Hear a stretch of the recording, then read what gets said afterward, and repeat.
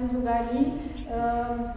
It's for the third time at the University of Bucharest, and second time this year. We are very, very proud. He accepted our invitation, and I can say, and correct me if I'm wrong, I can say Professor Zoughari is now part of our family. Yes, and of course. it's part of the big family of the Master of the History of Ideas and Mentalities, and also it's a former part of the Raiden Dojo. And I thank you very much to Professor Cristian Laiber for helping us to organize this conference, and also to Mircea. So for this conference, Professor Kacem Zoughari made us a very, very tempting offer, and I couldn't resist to this offer. Look, no, it's not the title here. Please make the title. So, history of the creation. Yes. Yes, the title. Yes. You're thinking to other offers. Yes. No, believe. No. We stay at the academic, and the other offers, the other beautiful offer, there will be for other conferences. We have already discussed about other topics and for other invitations. So Professor Zoughari proposed for this conference, history of the creation of the Ryuha, path between word and religious experience. For me, it was not only a tempting title, an interesting one, but also a very delicate and a very important topic, because I think the discussion of this Ryuha system could help us to understand, us as Occidentals. It's very important for us to understand the functioning and the transmission of knowledge in Japanese world, in martial art universe. And I think you will find very many translations of the word Ryuha. Usually the most common translation is school. But I think after the discussion with Professor Zoughari, we'll understand better it's not only a school. For me, it's a system. It's a very complex system that puts together not only knowledge, but experience. And I think this is a very, the concept of Ryuha, it's a core concept of a strong system of transmitting the knowledge, not only in the martial art, but also in everything in the Japanese Japan civilization means path. Looking at the titles, there were very, very many questions that arise into my mind, because I was thinking why many researchers associate this concept of Ryuha with the concept of franchise. They say this kind of system in school, it's a franchise. Probably because it's better for an Occidental mind to understand this kind of structure, very specific structure. Also, I think it's very important to understand why other academics discuss about Ryuha in terms of aestheticization of violence. They said the system of transmitting the knowledge that mixed knowledge and experience, it's also a way of making violence and war artistic and aesthetics. And I think it's important to discuss in the historical flow the moment when this transmission of knowledge, of let's say military knowledge is not the proper word, but I don't have in this moment another, became fueled, embedded with mystical, esoteric, spiritual concept or elements coming from religion. So I think it's very important to discuss not only from cultural or historical point of view, but also for me discussing the concept of Ryuha, it's a way to discuss how Japanese civilization put together life and death, because I think it's also a way of dealing with life and death. How can we put together life and death in a, let's say, balanced togetherness? Can we put in a balanced togetherness? It's a question, I don't know the answer now. Can we put together in a balanced togetherness life and death? And also, how can we teach war in time of peace? And how can we teach, and could we teach peace in time of war? It is possible to do this kind of thing. How can we put together spirituality and the art of war? These were some questions that arise into my mind looking at the title, and I'm very, very sure after the conference, this fine conference, there will be many other questions and many other and many important answers Professor Zoughari will deliver us with this conference. And thank you very much again for being with us together. Yes. Can you put the yes. Let's go.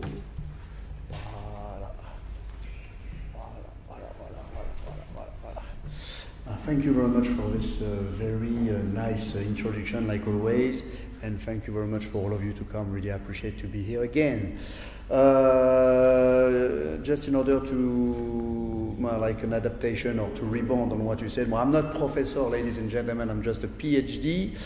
I'm not professor by choice, because in the word professor there is professer in French, which means you have to explain a lot of things. There is also the word prophecy. I'm not in an academic way, let's say I'm a little bit out of the, let's say, the administration thing, so by choice. But in case of research, yes, I'm still doing research, still doing working on many things based on classical martial art, and the publication of few books in very few months, very close time. So the theme of this small talk is, of course, the history of the Ryuha between spirituality path and military experience, and it's very interesting because if some of you have practiced classical martial arts, you know you have many schools in Japan with Ryuha, this Ryuha, this Ryuha, this Ryuha. And most of the time, the meaning, the translation we have of this is school of whatever the name, etc., etc. And the history, when you study the history deeply, you will see that it's completely different, actually. And there is a lot of aspect behind the foundation of one Ryuha. And this is what I'm going to try to explain you those different kind of aspects. Just for things, the picture you see right now is one of the oldest Japanese scroll of Japan. It's come from the Kagemokuroku, written in 1566 by Kamizumi Sinokami. And actually right now, when, for example, you do any kind of research in classical martial art, any kind, in Japanese, in Japan, based on Japanese classical martial art, it is the first scroll and the more ancient scroll we have right now. Maybe something exists hidden somewhere in someone's house, forgotten because of the time, but right now this is the oldest one. There is nothing before right now. Who knows, maybe someone hide the things or whatever, but it is the oldest one, and one part of the information I'm going to present to you today come from that scroll. I use it also for my thesis and for many research. Can you move to the second page, please? Thank you very much. Okay, here just before starting to talk, let's talk about the historical source I use. You can see how it's writing. So first, the Kagemokuroku that I just present, written in 1566. And then the three other books are very interesting because, for example, when you want to deal about Ryuha, founder and knowledge of classical martial art, they are the ones that come directly. If you don't use them, even for jujutsu, kyujutsu, the art of archery, what is known as grappling, jujutsu, and kempo, well, it is very difficult to talk about martial art without using those books. It's impossible. Of course, there is some mistakes inside. But still, it's a great one. So the first one, Honsho Buge Shoden. So it deals of different, it's small stories of all the master and their disciple of Japan. So you have every Ryuha like Katori Shintoryu, Nen Ryu, of course you have Miyamoto Musashi, you have the Yagyu family, you have the people from the Takeno Cheiyu, the first school of Jujutsu in Japan, etc., etc. The second one, the Nihon Chuko Bujutsu Keifu Ryaku, it's of course the genealogy, all the legacy with the different master until beginning of Edo. Of course you can see that one is of course late 17th century, second one of course, small mistakes, sorry, is of course the middle of 17th century. Finally, the Gekken Sodan, it's all the story of different master of fighting written in the middle of the 18th century. So this is the kind of thing we use when you need to do any kind of research that deals with art of sword, kenjutsu, jujutsu, and spear, and even something called heiho, the strategy. We will see, incorrectly translated by strategy. We will see this later. Can you turn the third page?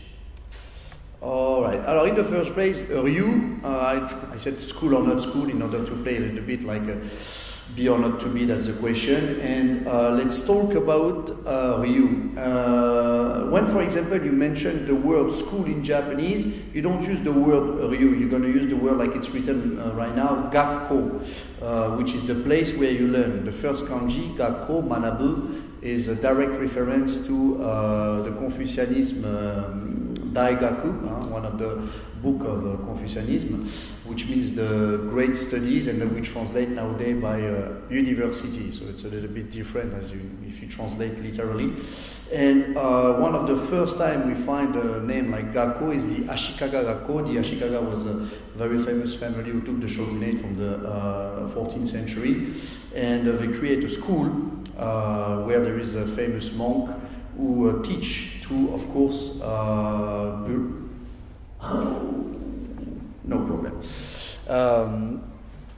Who teach, of course, different kind of text, mainly of course, the book of Confucius, the different texts of Confucius, and among them, book of strategy. Everything was written in Chinese, and you learn, of course, in classical Chinese. So as you can see, the kanji on the top for Gakko and the one where there is writing Ryu, all right, it's completely different. The kanji of Ryu in Japanese, it's written, means flow, current. It's also the way the water goes down, the way things are going on. And so it means that it never ends up. There is no end. It's always flowing. So in that case, you understand that there is this aspect of adaptation, aspect of being liquid, thing that you can absorb, that you can move. So it also reflects also the idea of flexibility, adaptation, like I just said, and also to match, to fit.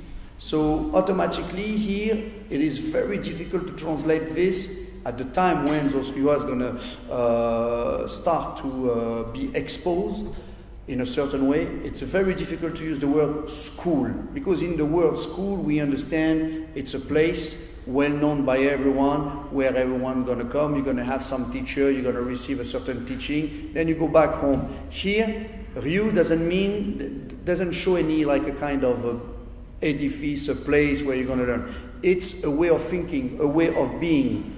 For example, if you talk about a courant de pensée in French, like a thought current, you're going to use this. And when you use the word Ryuha with the aspect of ha, means faction. And when you study different kind of scroll, and especially every text every entry of the Honshu Buge Shoden, you can see that any Ryuha, every Ryuha of Japan, are constituted of four aspects. And those four aspects are, first, the reason behind the practice of fighting method and strategy. Why practice the military science? Second, temple and sanctuary are the birthplace of the transmission. This is where everything happened. Number third is the inspiration or the dream. And from that, the Ryu is gonna born. It's always from an inspiration and a dream. And finally, the transmission. So right now, I'm gonna try to take you in a journey together, like travel through those four aspects. The first one, the reason behind the practice. So you need to understand that the primary Ryuha in Japan, we start to talk about the primary Ryuha in Japan in the 14th century, Muromachi area. And at the time, of course, the warrior have already the power since the beginning, since the Kamako area. So it's from the 10th century to the 14th century, I mean, until the 19th century, the warrior have the power. So in the 14th century, the warrior stronghold, the power is quite strong. You have different family, different domain, different warlord. And this is the moment where we have the primary name like Katori Shintoryu, Kashima Shintoryu, Nenryu, Kageryu. But what happened before the 14th century? Because Ryu doesn't happen like this. One day, someone wake up and said, "Oh, I have an idea. We can practice martial art." No. You need to wait a lot of time, a lot of different kind of experience, and we're gonna see this. So when you read all the scroll, the first thing, and this is the phrase in Japanese, Yojaku yori toso no jutsu o konomite seimyo o hetari. So I translate when he was young, in his youth, most of them, they were weak. Maybe because they were sick, maybe because they didn't eat enough, maybe because they were bullied by other people. But they love the technique of saber and spear. Then after practicing those techniques, they reach a certain subtlety. In the world of warrior, in the world of warrior class, in the world of bushi, being weak, it's not something you can express. A warrior, a samurai, a bushi, needs to be strong. Needs to be strong on the battlefield, needs to know how to lead people on the battlefield, needs to be the first one on the battlefield, and he cannot show weakness. So when, for example, you're the son of a very important warlord, and you're weak, for example, you don't like practice weaponry, you don't like this, you are bullied by other people, this is not really good. You're going to be maybe killed, you're going to be the first one to be to die on the battlefield. So from that, you're going to have, of course, your father, your uncle, everyone who have already battlefield experience, they practice martial arts. So just imagine a little bit the context. Because you live in such atmosphere, you're going to have to do everything by any necessary means to become strong. So for that, you automatically go to what? Weaponry, using the weapon, which of course include cavalry, bow and arrow, archery, etc., etc. But here there is something very interesting that most of the book, scroll and chronicle said, this aspect of konomi, which means, konomi means, nowadays you translate this by suki in Japanese, means love. So you love, that's strange, you love weapon. I mean, you attract by the use of the weapon. Maybe, of course, the effectiveness, because you want to staying alive, you want to stay alive, you want to survive. That's logical when you're a warrior, but at the same time, you have to develop a certain kind of attraction for the use of the weapon and everything that deals with the use of the weapon. And of course, to be able to use it on the battlefield in reality.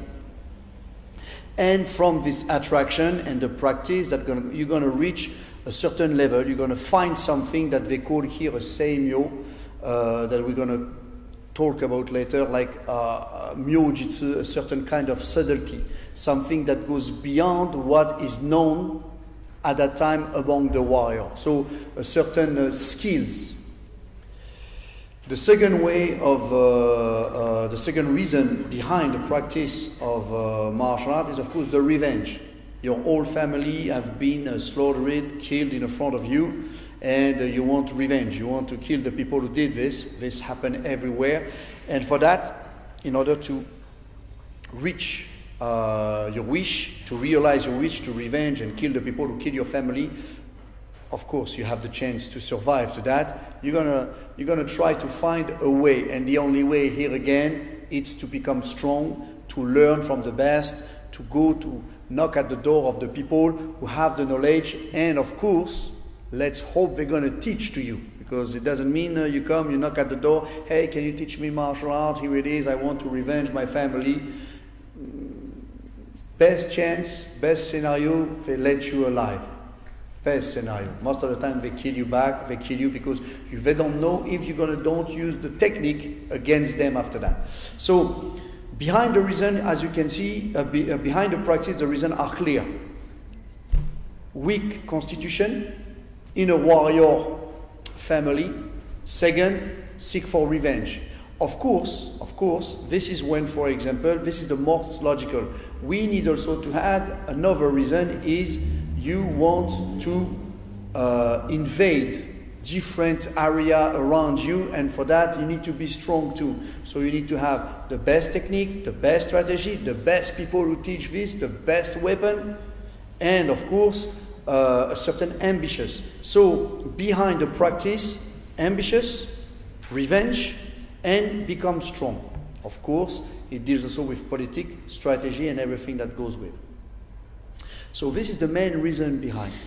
Second, yes, just now, of course, you have the reason, but you need to find the people who teach you this.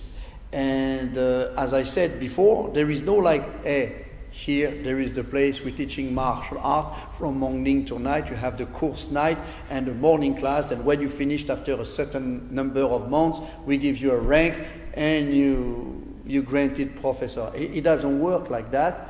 Actually, there is no dojo like with what we know nowadays, like Academy of Martial Art, Dojo of Martial Art, Sports Center. I mean, you need to imagine 14th century, at the 14th century, 12th century, someone in Kyoto or a city open a dojo, beautiful, with many tatami, and you can wash yourself, you have many blades, you can buy a kimono, etc., etc.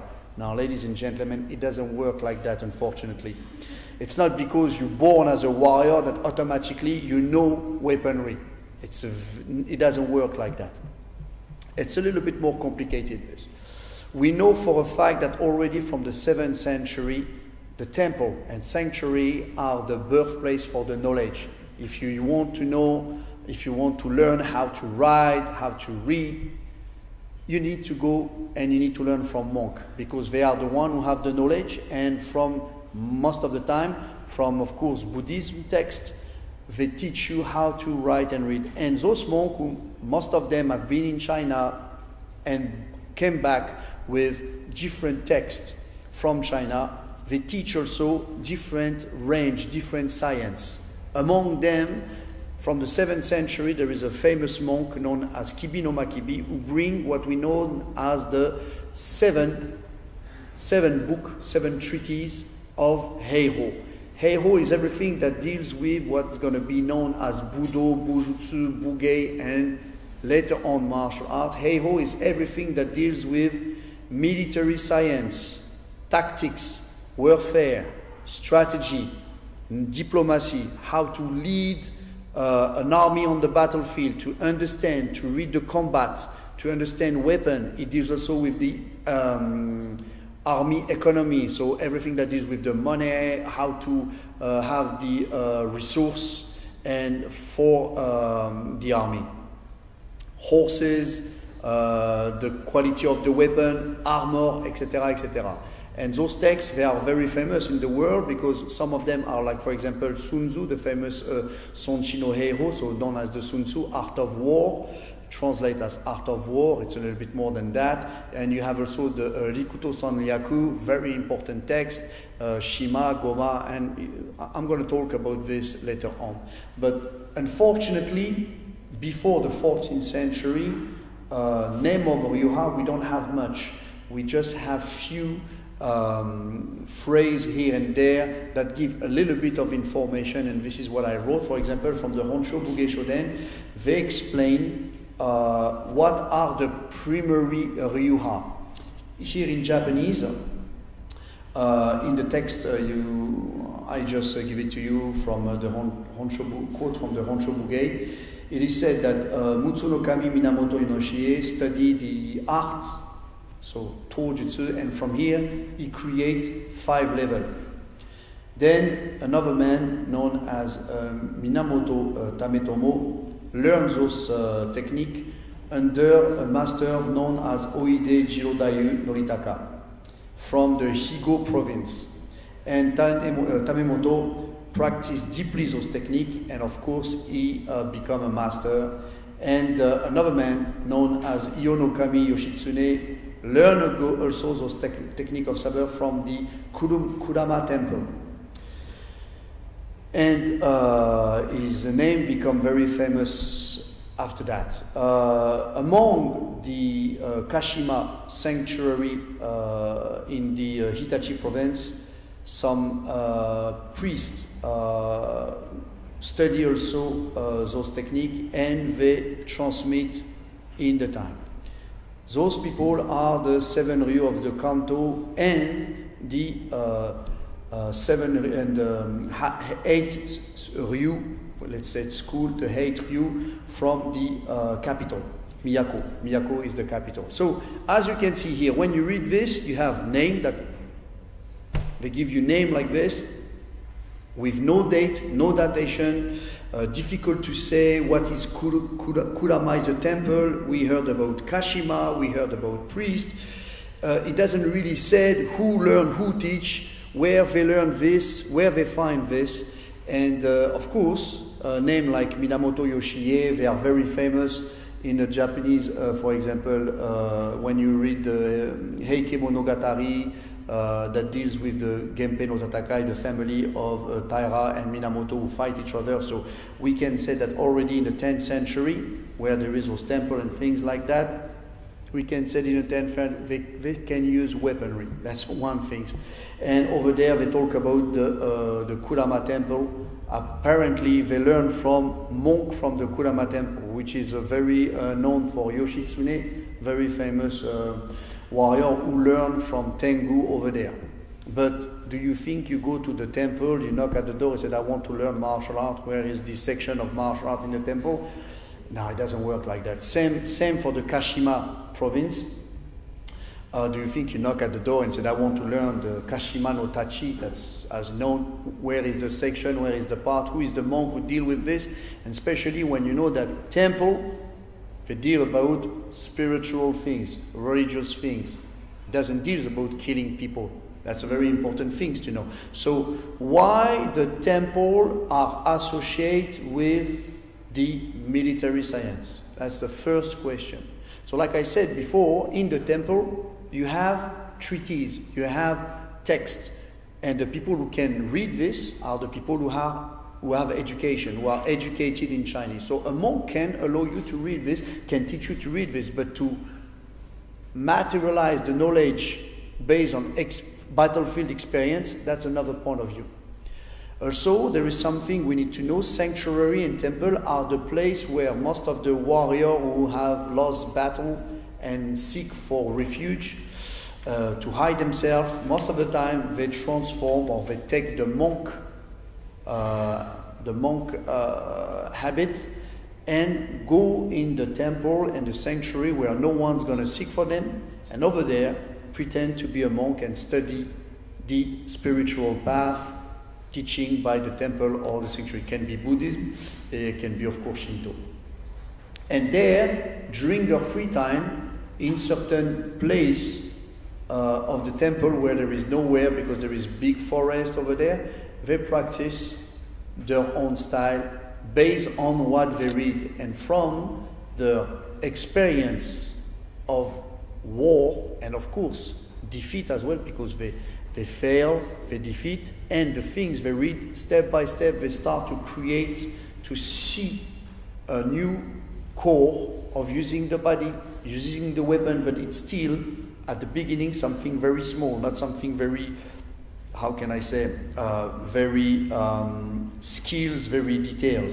But this is how at the beginning here from the temple and sanctuary, this is how things start.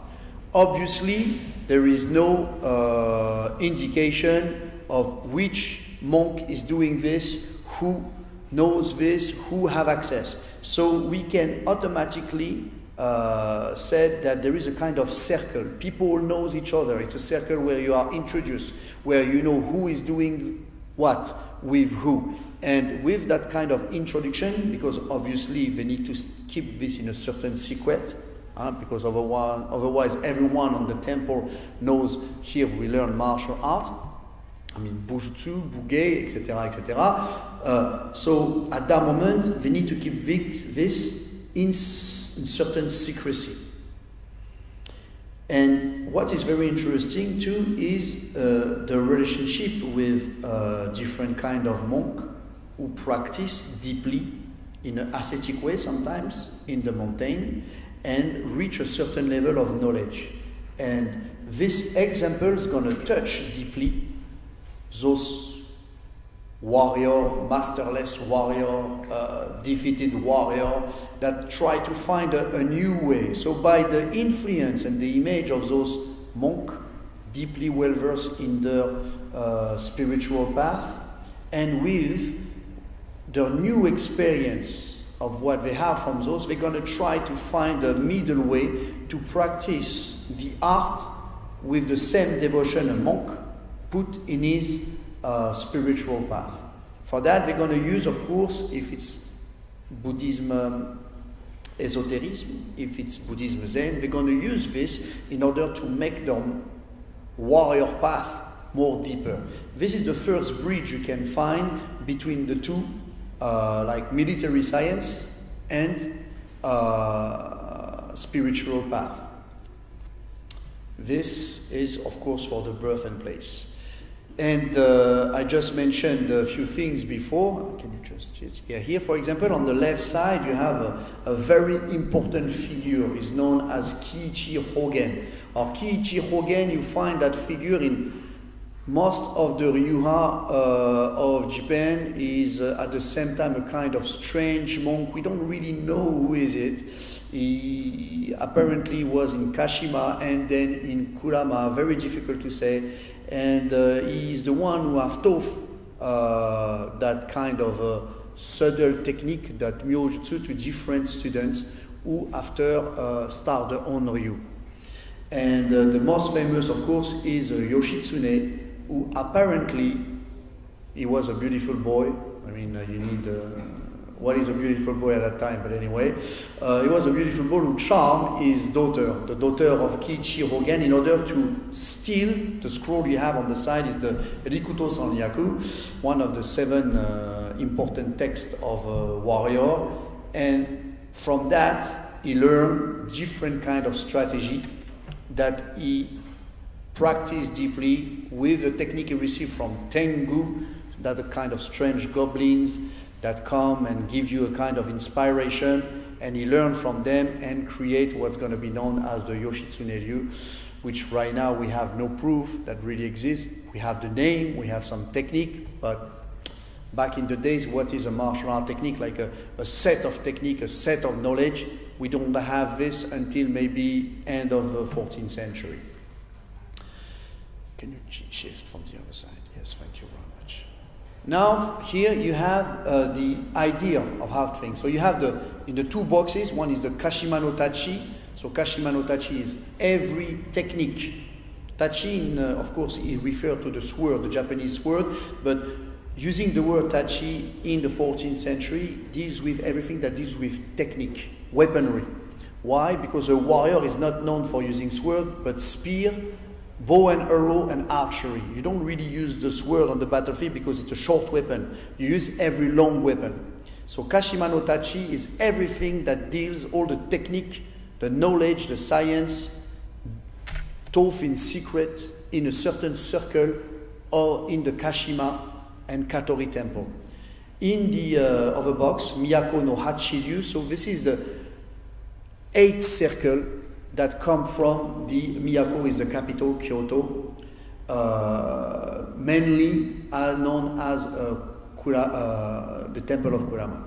From those two main strongholds, in one hand temple and sanctuary, you have the Kashima Shinto-ryu tradition, so where it's writing Kashima Shinto-ryu tradition, you have 3 great masters that's gonna born, and one is known as, of course, Tenshin Shoden Katori Shinto-ryu. We call this the Kashima Katori current. Tenshin Shoden Katori Shinto-ryu, Kashima Shinkage-ryu, and Kashima Shinto-ryu. Then from the Miyako area, you have the Nen-ryu and the Kage-ryu. Those three currents will be studied by a master that I have mentioned the name, Kamizumi Sinokami, and he's going to create the Shinkage-ryu. Can you shift from the other one? So now we talk about those, we still of course in this aspect of sanctuary and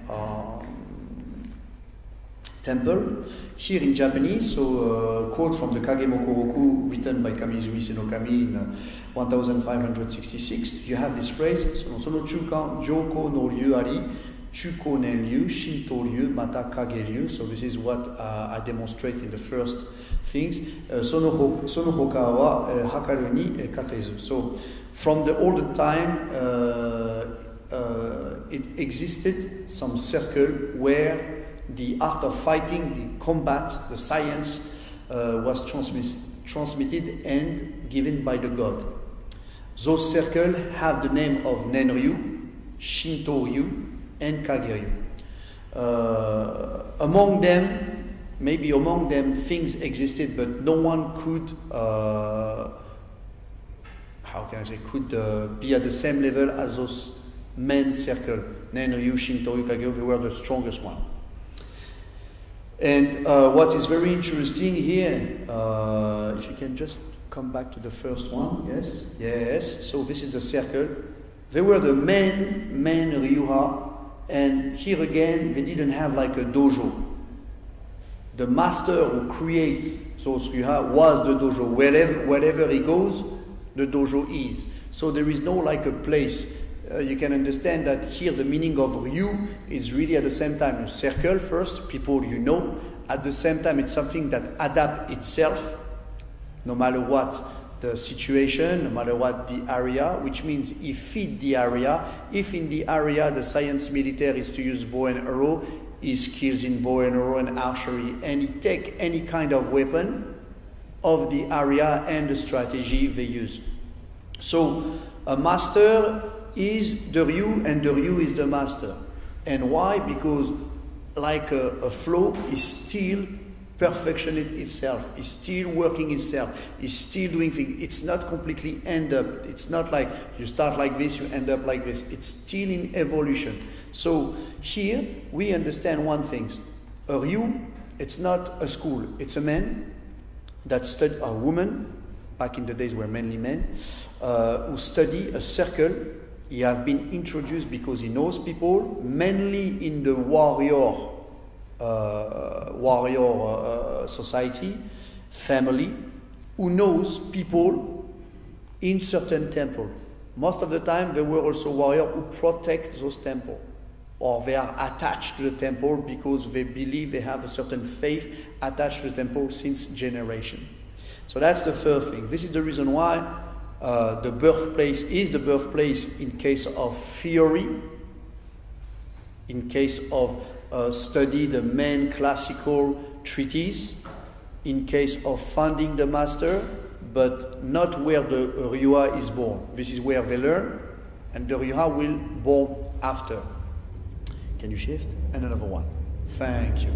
Alors, here again you have this is the scroll written by Kamizumi Sinokami in 1566, and on this he explained how he create his Ryuha. Just can you shift for the next one? Yes. And this is where the inspiration and the dream, so the third aspect happen. Here, this is what he wrote. Huh? So the first phrase I already translate. Sono chukanjo koryu no nagare ari, chukonyen ryu, shinto ryu, mata kageryu no ari, sono hoka ni hakaru ni katezu. And yo wa shoryu no ogen o kiwamete kageryu ni oite, betsu ni seimyo o se shite shin kageryu to gosu. Alors, the translation. Like I just translated before, in the olden time, there is, it exists certain circle where the science of fighting, or combat science, was transmitted by the kami. Those circles have names like Nenryu, Shintonryu, and Kageryu. No other style could face them. And now he said, I practice deeply the highest technique of those Ryuha, but I find in the Kageryu something more subtle. I practice this subtlety very deeply, and I create the Shin Kageryu. And he mentioned on the Japanese side, Kan-o jite, so I receive a kind of inspiration. So what kind of inspiration? Most of the time, what we know is after they learn from different masters, they move away in a certain area, in mountain or in a place of a temple that no one goes there. And during a certain number of days, 7 days most of the time, sometimes thousands of days, according to certain chronicle, they practice deeply, every day, morning to night.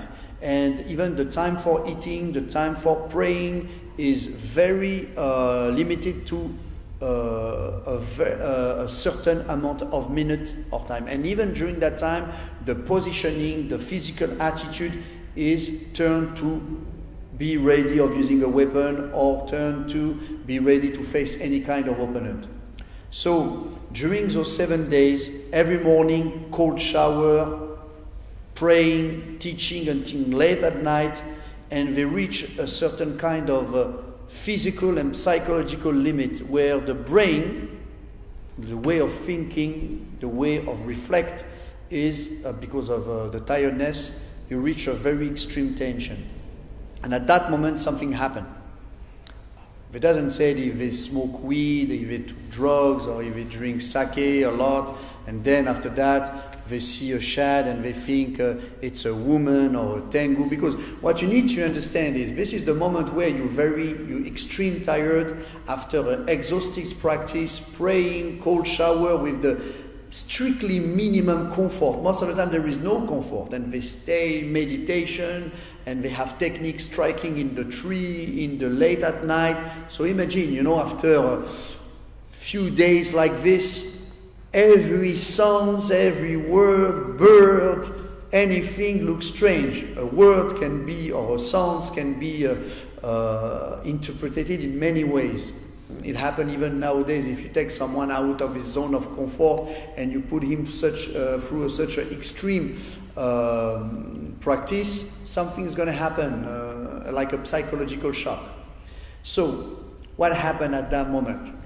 They said, some chronicles said, a man, not really man, strange face, long hair, Yamabushi, looks like a tengu, start to teach them a technique, a certain set of techniques. Sometimes they even said the kami, so kami whatever, materialize in the front of them and give them something. And here Kamizumi Sonokami doesn't say this. He said, I receive an inspiration. So yes, you practice, something happen in you, and you do a movement, you do something that your body is not used to. And even the brain, the way you think the movement, the way you use the weapon, is strange for you. For example, everything you used to do with a certain strength, with a certain psychological tension or body tension, you don't feel it anymore. And it happened during a fight. At that moment, you do a movement in order to survive, to do something, and you kill someone who came to attack you, or you just cut a branch, or you felt something behind you, and you do a movement that you don't really recognize the, let's say, physical muscle activity that you have provide for 7 days, 8 days, thousands of days. And at that moment, it's like it's the enlightenment. Wow, that's what happened in your body. You feel, hey, this is great. Or, wow, I found something.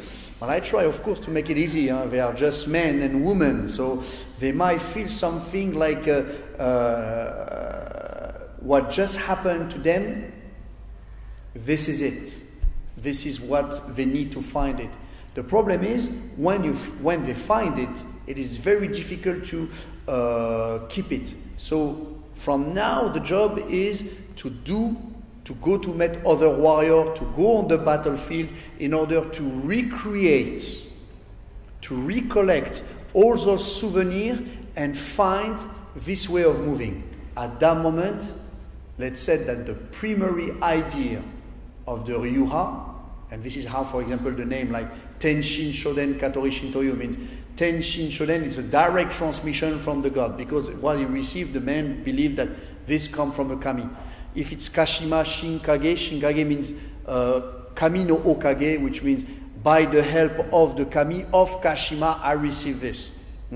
Now when we said the Nen Ryu, it's because the monk learned from a Nen, the intention, so everything is in the intention. If it's Kage, Kage means the shadow to hide, so it's the circle of the Kage. So most of the time at the very early beginning, the name of the Ryuha materialize at the same time the level, the inspiration, and what we're looking for. So the duty now, the duty, the work of the master, which is not really yet a master, is working to master the skills, is to find a way in order to recollect, rebuild what he sensed, what he felt, and to step by step put a name on that, put a structure on that. And what you need to understand, and this is very important, they are warriors, which means they already have battlefield experience, which means killing people. They had many heads and many dead people in their closet. They did very crazy things, alone or in group, on the battlefield or outside. So we're dealing with blood and extreme situation. So going in a temple, going in a forest in order to find a way, it's a way to find the balance.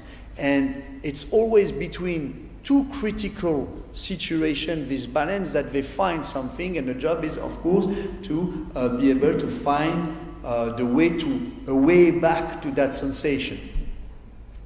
And it's not like they practice a basic technique. Here, Kamizumi no Kami, when he talked about the different Ryuha he studied, he said, Shoryu no Ogen. Our Ogen in Japanese is a very interesting kanji. I'm going to write it like this, you can see it.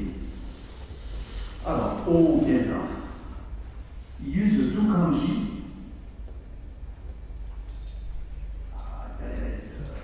Here. I'm sorry, it's going to be. I'm going to ask you to follow me in that case.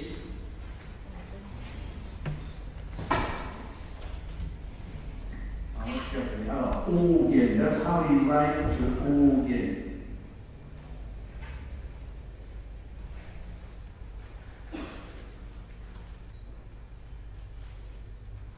Il est 18h. So, Ogen, and Ogen or Kiwame. This, Oku in Japanese. Oku, for example, if you go to Japan and you want to talk about the wife, you said Oku-sama. It's very famous. And I'm sorry, I'm going to tell something, maybe most of the women, please don't judge me, it's not me, it's Japanese and Chinese, so any complaint, you go to them, right? Oku in Japanese means what is deep. So for example, when you said the deep transmission, it's Okuden. So, but what we call the wife Oku-sama in Japanese, because her place in the room is the last place, the deep place of the house.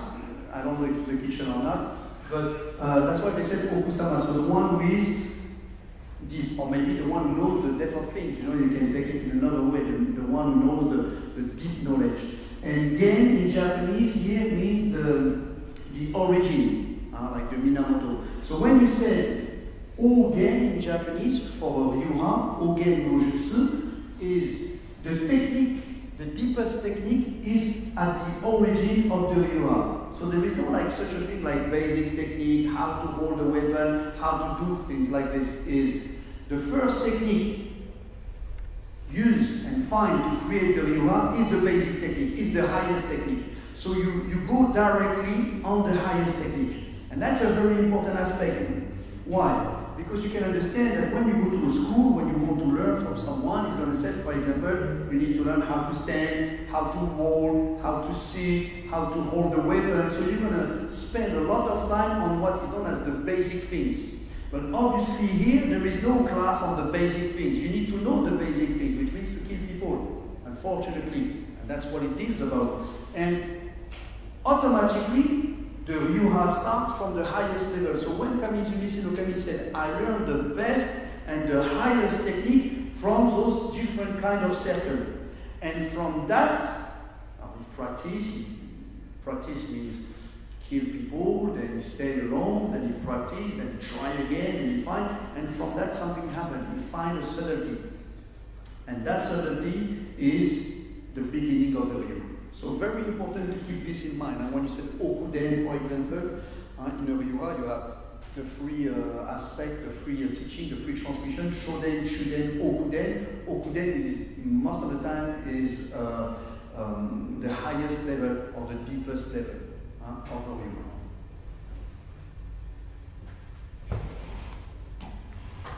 So I keep on going.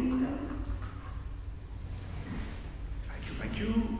So he learned this, and this is the moment where he creates, he has this idea, and he's going to do his journey.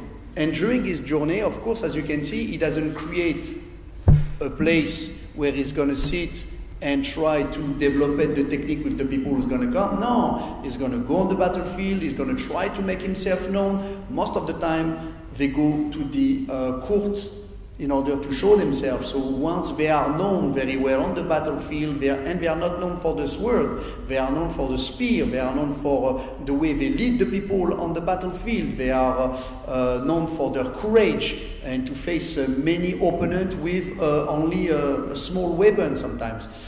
So once they start to get known, they teach here and there is many warriors who knock at the door because they are known. And those warriors, what they want, it's of course to have to become famous, and the best way to become famous, it's to kill someone who is famous. It's like this everywhere. So they arrive in the front of the master who accumulated more and more experience. And what is very interesting in this 14th, 15th century, when the young warrior come in the front of the master, which most of the time is a little bit older, he asks for a fight, and the master can say yes. He could kill him, but he doesn't. He just disarm him, put him down away, and we have a lot of episodes of this, which is very interesting. In a moment where killing, take the life of someone, costs nothing, this master, after many years and experience, doesn't kill. He just knocked down, take the weapon, said, what you did is not good, your position is not good. Too bad for you, I don't need a weapon to put you down, etc., etc. And at that moment, the young warrior, who of course have been on battlefield, doesn't understand. Say, come on, no way, no way. I mean, I don't think he said this like this. He just go and said, please take me as a disciple. And at that moment, of course, when he asks, yes, he needs to bring certain kind of present, and he follow the master where he goes. He followed the master where he goes. And from all the accounts, from all the chronicle, we never heard like the master start to explain how to practice, how to hold the sword. Most of the time, the first thing is to observe. The student observe, the disciple observe. And by observe, he learn. Did the master explain? We are not really sure, because the technical lexic, the word doesn't really exist at that time. It's mainly a body experience. It's very difficult to put words. And when they start to put words, the only way for them to put words it's to use, for example, what they've been educated before. So if, for example, it's Buddhism Zen, they use Buddhism Zen, lexical. If they have been touched by certain words in Buddhism Zen, they're going to use this, or Buddhism Esoteric, or Shinto. This is the reason why in most of the name of technique you find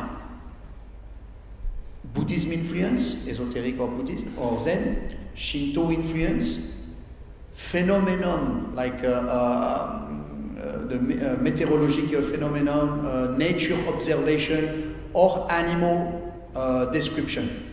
And this is the main words you find. You won't find, like, for example, things you have in judo nowadays, or karate, or aikido, which, for example, when you have seoinage, which means a hip throw, which is very easy for us to understand. They will never use word like that. All the word will always have a kind of first influence that come from a different background, spiritual or not.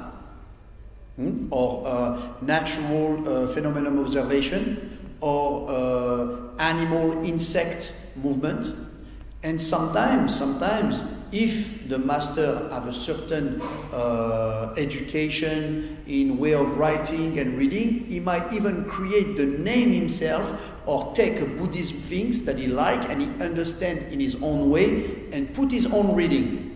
And this is very interesting. So automatically here you can see that certain masters have that kind of level because they were well educated. Not all of them. It's not all of them who wrote scroll. We have a lot of examples where there is no scroll, for example, and you need to wait the second, the third, sometimes the fourth generation in order to have something known as a system, well structured. Because at the beginning, you don't really have this. We just need to wait. Actually, the Kamizumi Senokami is the first one in Japan who put everything with a certain order, with a certain mindset, with a certain direction and orientation. Because don't forget that a ryu, a flow, need an orientation, need a direction.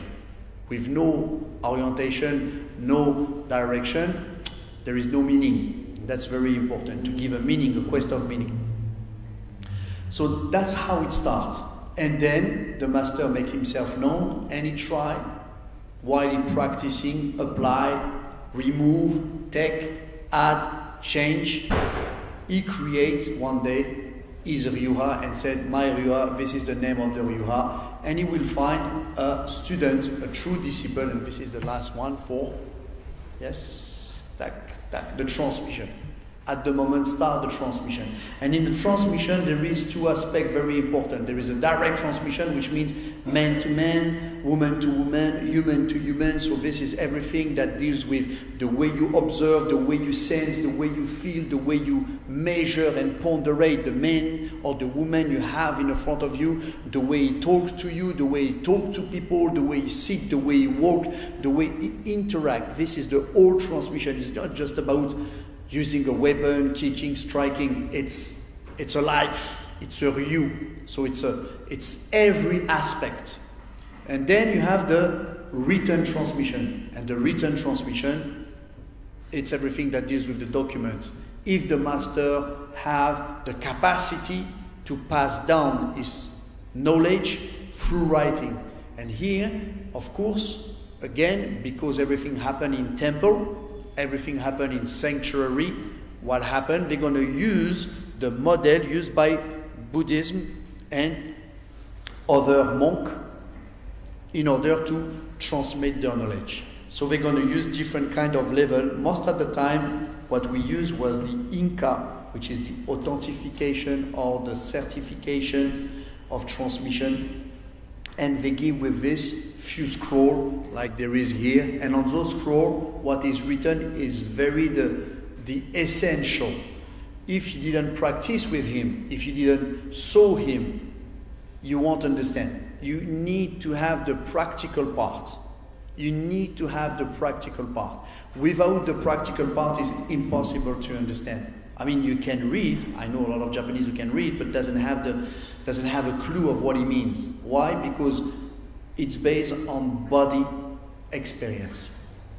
So in other words, and I'm going to finish on this, the practice is at the heart of the Ryu.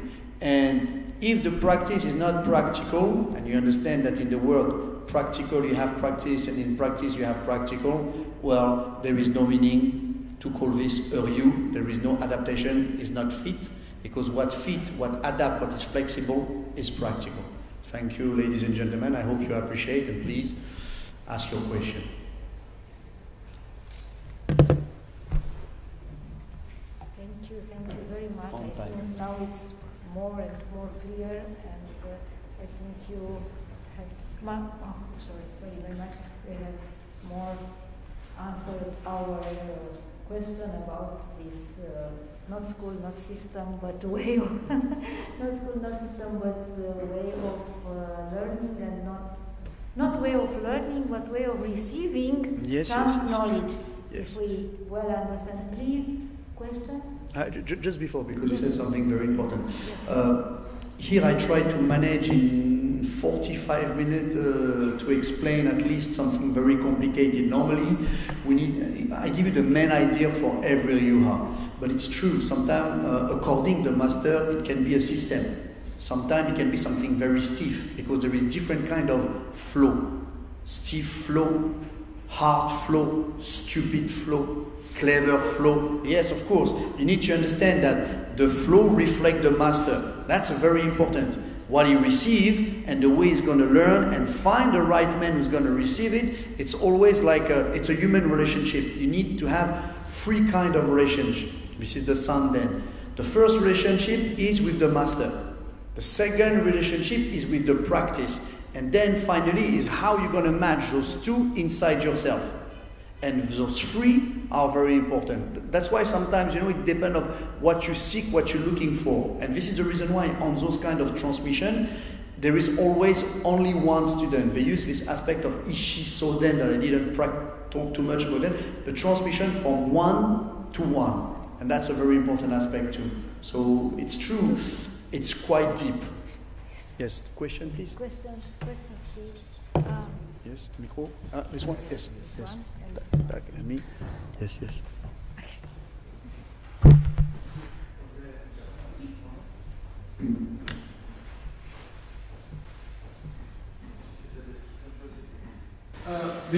So the children of the warlords, did they have any, not the children, but the warlords, did they have any structured curriculum on which they taught their children the basics of war?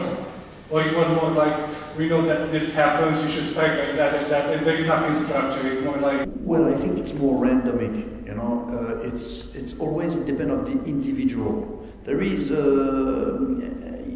lot of things come from experience.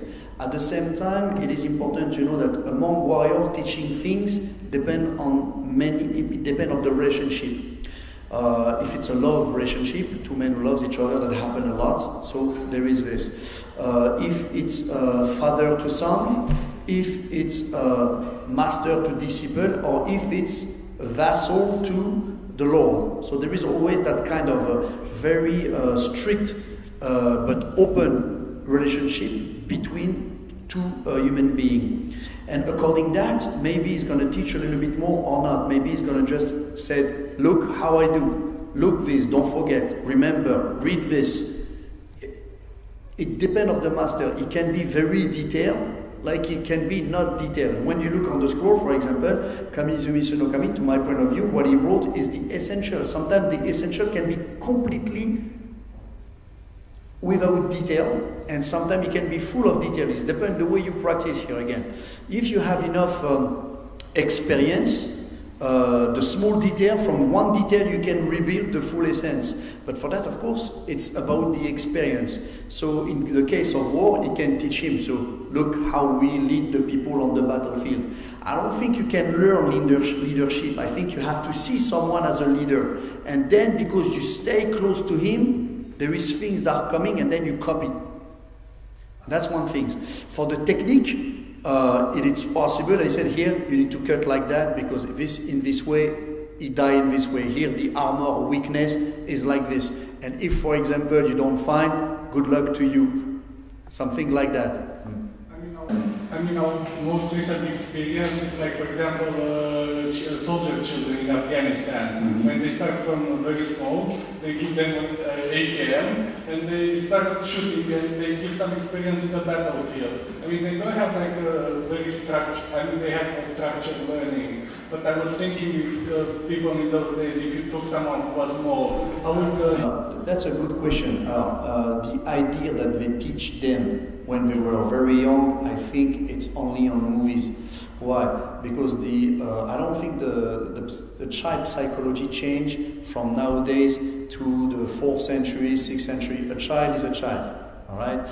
Kids, I mean, boys love to fight, and they're gonna play like and try to do like the adult.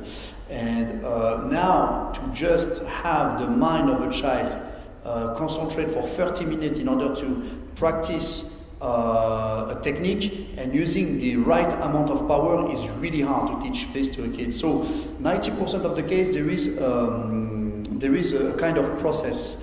This process, for example, it's known as ujin in Japan.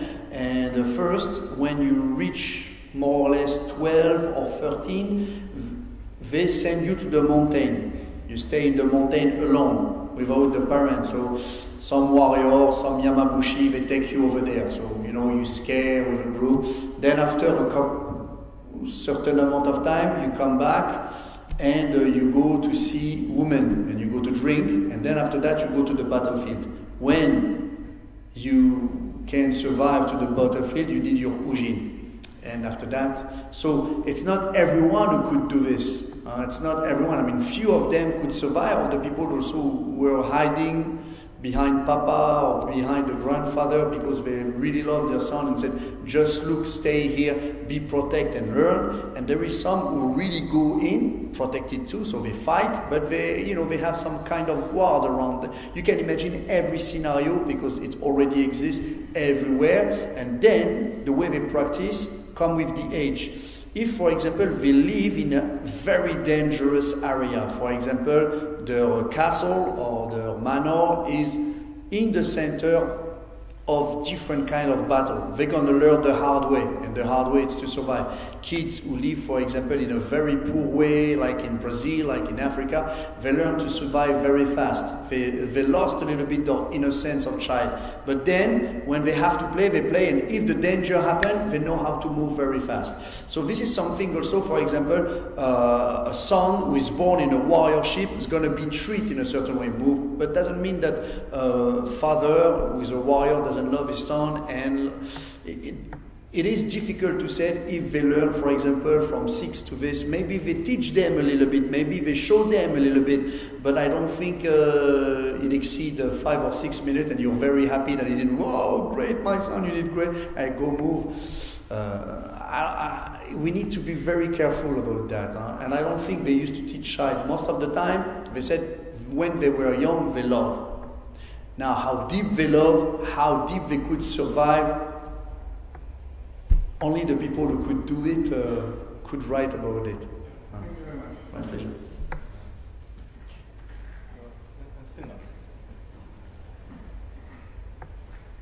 Hello, sir. Nice to see you. Again. As I know, all the Ryuha which have a connection with Shikage use the Marishiten.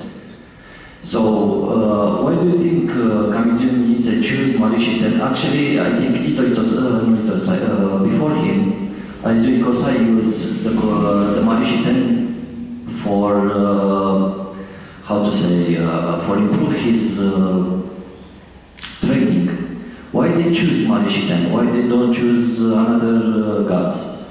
First of all, the first time we have the mention of Marishiten is mainly from Seiki Chusai. So apparently he heard it from Kamizumi Sinokami. Kamizumi never used the word Marishiten, he used the word Tenzuru. It's the same kanji, but read it another way. That's the first thing. Did he receive this from Aisu Ikosai or not? Here is the question. We know for a fact that first Aisu Ikosai didn't wrote, Aisu Ikosai is the master of Kamizumi Sonokami, the one who wrote. Marishiten is an aspect, a technical aspect that you have in every Ryuha. Actually, the kanji, here it is.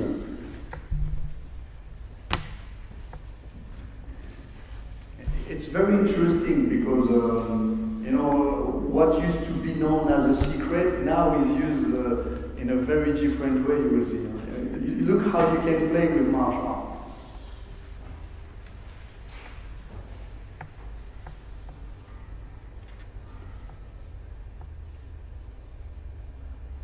So, this is the kanji for Marishiten, and on this you have the aspect of shift, rotation, remove,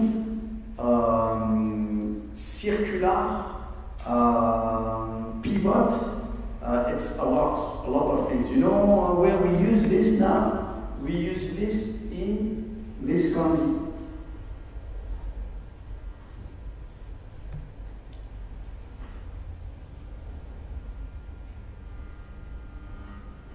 And this is going to be very funny.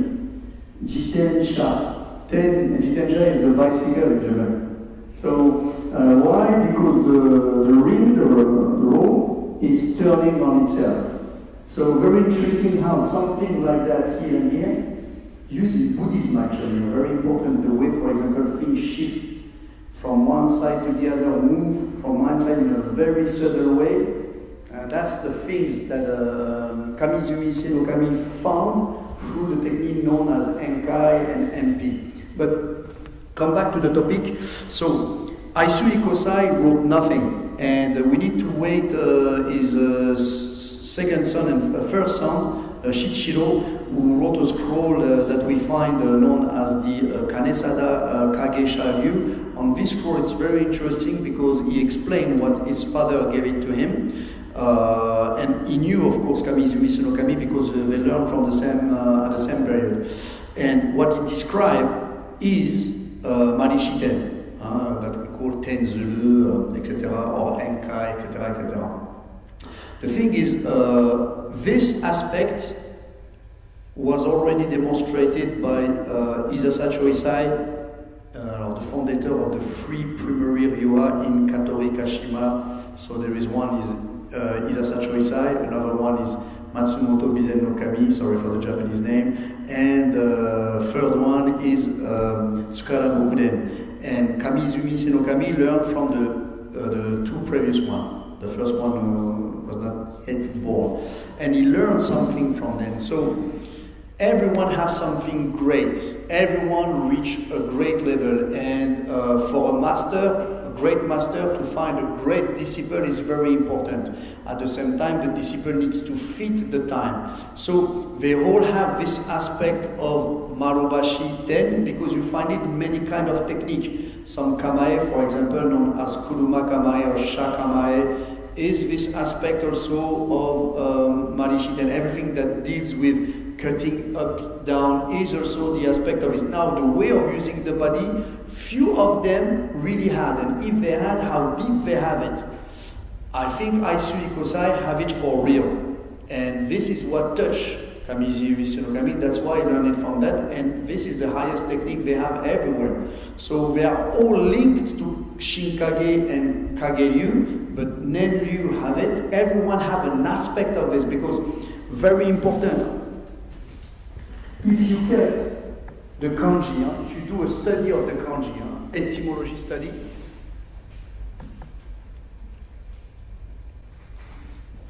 this part is the part that move like this to like that.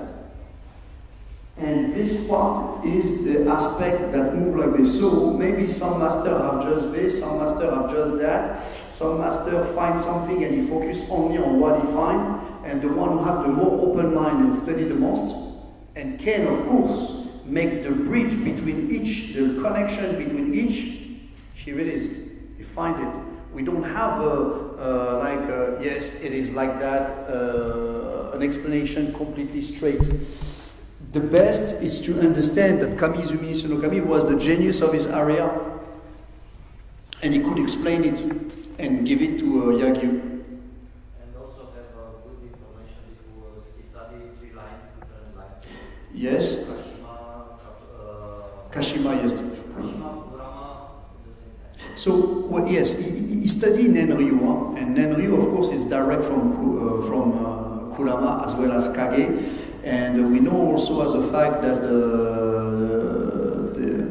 founder Aisui Kosai was one of the 12 disciples, of Nyon Jelami, the founder of the Nenryu. So automatically he had the things. And another thing, like I said just before, it's circle. So people, strong people knows each other. Strong warrior, people who have knowledge, they knows each other. So people from Kashima know the people from Nen, Nen know the people from Kashima, and the knowledge, it's the same everywhere. What's going to change is the way to apply and to be practical. Some's going to be practical in a certain way, other more complete, more incomplete.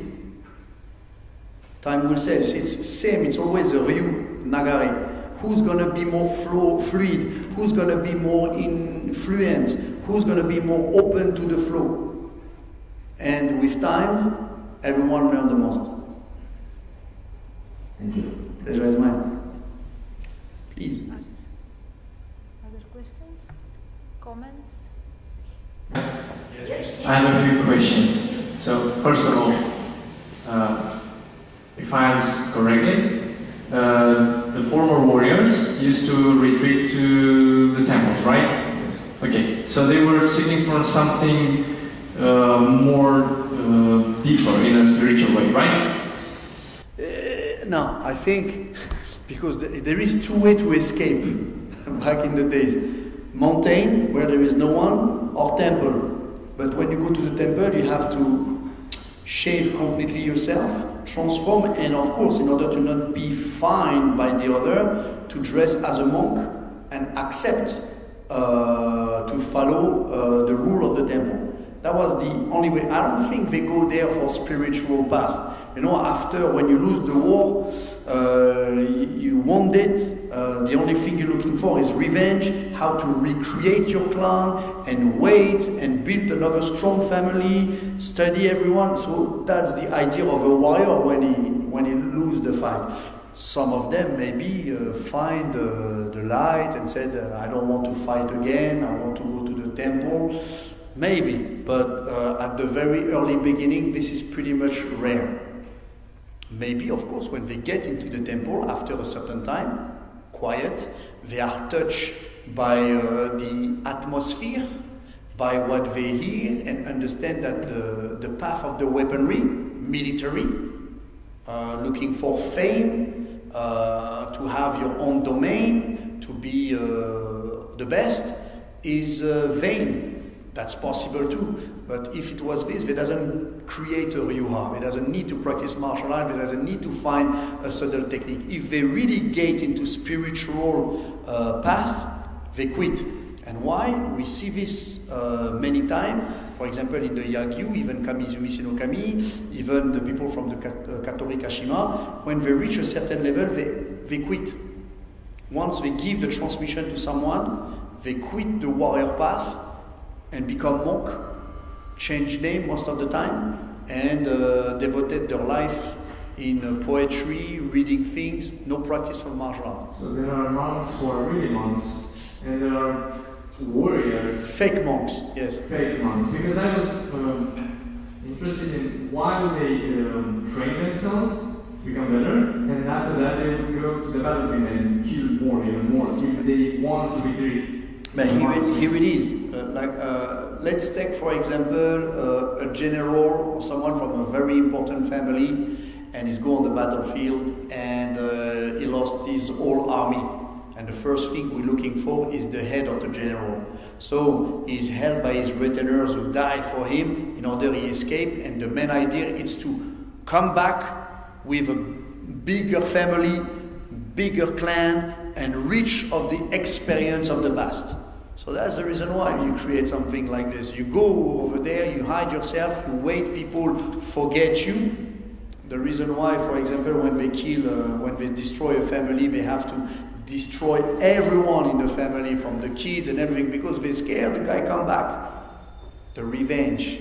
So that's a very important motif. And when they are in the temple, I'm not saying, they are not touched by what happened, but it happened also by what they feel, by what they experience in the relationship or in the contact with the monk and their philosophy and the way they look like.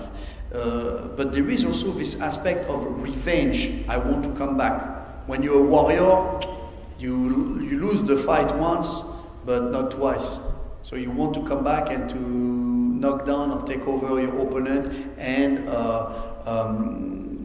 keep or just retake what was once yours. And this is an important thing. One more better, maybe. Anyway, I hear you here.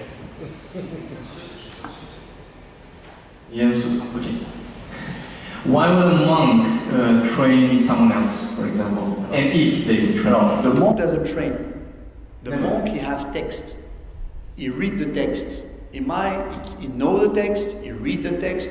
But for example, imagine you take a monk of Buddhism, very high class, he knows how to write Chinese because some of them went in China for a couple of months, and when they come from China they take, oh, this text is very interesting to know Chinese, and most of the Chinese over there, I mean the high class aristocrat read this, and he brings Sun Tzu, Art of War. Sun Tzu, Art of War. So you're a monk, you read Sun Tzu, and when you read Sun Tzu to someone who lost war, here in his mind, someone with practical experiences war. When you hear someone read this, makes sense. For the monk, it's just a text. Do you understand what I mean? I'm going to give you a better example. Do you know the TV show called The Sopranos? All right. So here we go. Just listen carefully. So it's a mob patron, known as Tony Soprano, and he has a psychological problem, all right? And he goes to see a shrink, all right? And the guy, he doesn't know school. His school is killing, make money, and kill. It's a mafia, and plus the Soprano family really exists. So there is one moment in this TV show, very interesting. So the woman doctor tried, to understand his brain, and the guy is raw. True, direct. He's like this when he talks to her, he have the and the woman is like this. Right? It's really great. And one moment, so she starts to give him certain kind of good book for him, to educate him. And she gave him Le Prince, Machiavelli, and Sun Tzu, Art of War. Look, the guy is New Jersey. Voilà. What is going to read on this? And he read the book and he arrived in the front of her. He said, that the book is really shit, but there is few things very interesting on that, the way you lead people and things. I think I'm going to use this on my organization. Here it is. This is very clever. This is very clever. How someone, mafia mob, you hear me, he doesn't know sword. He doesn't know spear. He's no Chinese, and he read Sun Tzu in English. All right? How someone from the mob can understand this? Let me give you another example, very actual, which means the practicality is very important. In America, in most of the jail, of course, there is library, but there is few books who have been completely forbidden. One of them, you know what it is? The Book of the Five Rings, Miyamoto Musashi Gorin no Sho, because some people from different kind of gang read this, and there is some explanation on this, like for example, when you have to kill someone, you need to do it strong and in order to make an example and to strike a certain point. Well, they read this, they understood directly, they apply it. Here it is field experience, practicality, when you read or when you hear someone that doesn't have any clue with practicality but read a scroll, a treatise, you can directly understand what works and what can work. And the monk is not responsible. He's the one who listens and what's going to do with it. So this for your first question. What is the second one? You lost it? No, I said if they used to train anyone. But I have a third one. Good. Okay. Some of the fake monks used to go to the royal court, right? And demonstrate, or anyway, fight with the other martial art. Well, I don't think so. Once they learn, they get out from the temple. They doesn't stay. Some stay and they become monk forever, and sometimes they teach martial art. The people who demonstrate in the front of the court, like the Ashikaga family, etc. So we have the name, like Tsukara Bokuden did it, Kamizumi Issei did it with one of his students, Kulandonosuke. They really demonstrated. So the problem is, what kind of demonstration they did? Answer the good question. Did they did something we see nowadays on TV? I don't think so. You don't demonstrate in the front of a group of warriors, everyone who's been on the battlefield, even the Ashikaga shogun have been on the battlefield. So most of the time they took someone from the audience, from the assistants, and they said, please attack me. And that's the way they demonstrated. So it's direct, it's practical, and when you demonstrate, and you have the word demonstrate is big for us. I mean, the meaning is deep. A demonstration, it's not like just a show. When, for example, in mathematics or in philosophy, you do a demonstration, you need to have, with argumentation, source, chronicle, etc., show that what you do, what you said, is in a certain way a manifestation of the truth. So in case of classical martial art, or in case of those masters, when they have to demonstrate this in the front of the shogun, daimyo, first the shogun, the daimyo, and his vassal who's looking, they are not stupid. They are warriors, so they can see directly if what you do is fake or not. So what you're going to have to demonstrate needs to touch the heart of the people who's looking. It needs to have something in case of movement, in case of attitude, in the case of the way you handling, disarm, get into the distance of the weapon, the way you hold the weapon, the way you manipulate, that will touch all the audience made of warrior. That's how Embu, that's what is known as demonstration, in a front of warrior was. So it's not just like, hey, look, kick, showing this world, jumping around, have the smile and the hakama that move. And I don't think it worked like that.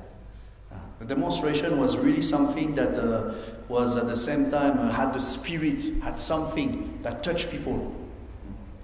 That was for those fake monks after they get out from the temple and start to display their technique and go to the court. Any more questions? Go ahead, ladies and gentlemen, if you don't. I have one more question. Did they Ryuha disciples follow a code of honor like samurais? Yes. First they were warrior, samurai, bushi, and the word samurai came later. I mean, it's an old name, saburai, but the first time we use it, for example, like samurai is during the end of Edo area. Most of the time we said bushi, warrior. So yes, they used to be a warrior. Some of those Ryuha were attached to certain domain and warlord, and they become what we call Odome Ryu. Odome Ryu is the Ryuha only for the shogunate and his family or his close. For example, the Tokugawa family, they have the Yagyu and the Itoryu, and they have a special teaching only for them, and it was kept for the family. So few warrior, few shogun, Oda Nobunaga, Hideyoshi Toyotomi, etc., they had their own Heihoka, Shinanyaku, which means instructor, with their own Ryuha, and Tof in the warlord-vassal relationship. And if they fail to follow an order, do you have practice seppuku or? That's that's a good question. We know for a fact that when you are attached to a lord, when you die with him. I mean, few examples of this, but what you have maybe in the whole classical history of martial art, only one master who did seppuku when his master died. I think this is the example you should not follow. But because in classical martial art, what is the most important is the legitimacy of the Ryuha and the family. When you're looking for a place as an instructor, you want to put yourself at the best for the century coming. So you're going to choose most of the time the right lord that will not die. Yes. Yeah. And that's all. Thank you. Thank you. Thank you. Yes, there is one behind you. I have two more questions. Yes, please. So the first question is back, so let's say in the 14th century or 15th century, people didn't have like techniques as we understand them today. They had some best practices to deal in a situation. For example, there is many kanji for waza, and you have the kanji we use right now. It's very interesting. Waza gi. You have two kanji.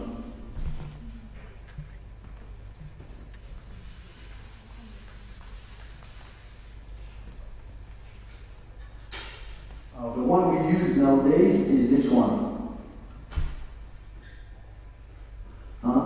And this is a very interesting kanji. Gijutsu, that means, for example, technology. When you want to talk about someone who is an engineer, you're going to say Gijutsu sha, Gijutsu ka. And when, for example, you say technique of throwing, nage waza, this is the kanji you use. Alright? And this is very interesting. You can interpret this kanji in many ways. This kanji is the simplification of this, which means the hand, te. And in Japan, during Edo area, when you said about someone, udegaru, tegaru, I mean, if you translate it literally, means you have an arm, you have a hand. It's a little bit stupid. But when you said about that in Edo area, means this man have a hand, means he have the technique, he have the skills. And this kanji that you translate into, it can be the branch of the verb sasaeru, which means to support. So when you cut this, the hand that supports.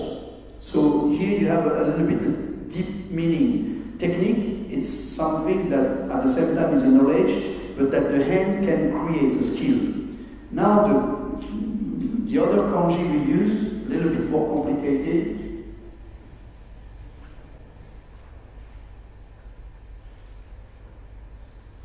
As you can see, this one is more easy when you learn. This Gyo kanji, it's everything that deals with detail, with a certain mastery, with a certain subtlety that you're going to have, for example, in kimono, art craft, blacksmith. So, if you accept the fact that few phrases already in the 7th century, like if you know yourself and you know your enemy, you will never lose 10,000 battle on one. In Japanese is kare o shiri, ore o shireba, hyakusen na yaku arazu, sonshi. Very detailed phrase like that. If already you have strategy plan on how to move large army, small group in the battlefield with certain tactics, you can be sure that the idea of technique, even if it's not very deep or detailed, already exists. A way to hold the weapon, a way to use the weapon in a faster way, to know where to attack. I think human beings are pretty much aware of the weak point very fast. At the same time, if you already wear an armor and you understand where are the openings, you can automatically start to create the measure and the countermeasure to know how to overcome those things.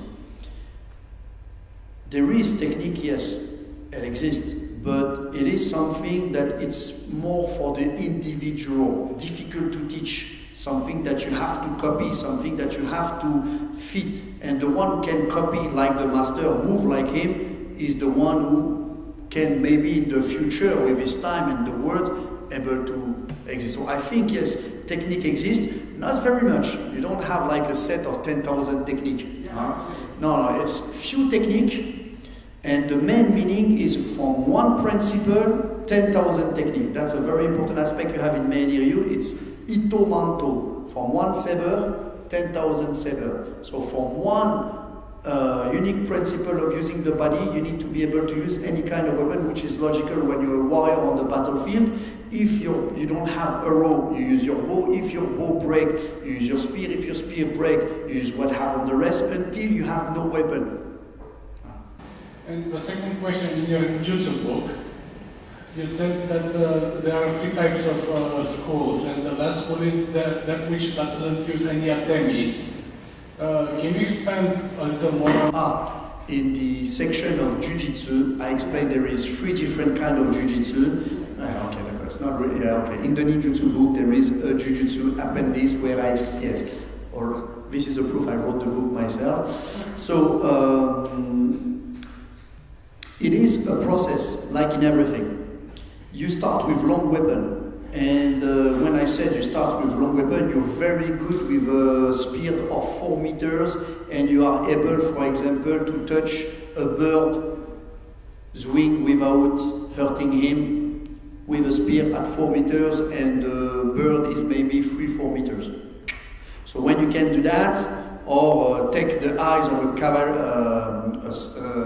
cavalier on his horse when you arrive, just one strike. So by doing this, you understand the distance. You have a certain way to feel, no, not to feel, to sense and measure the distance.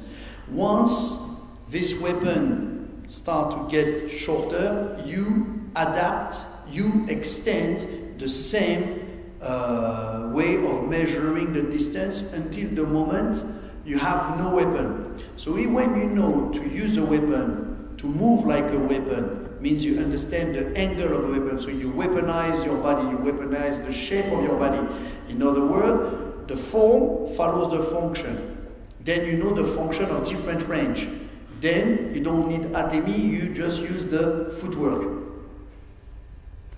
But this is the highest level.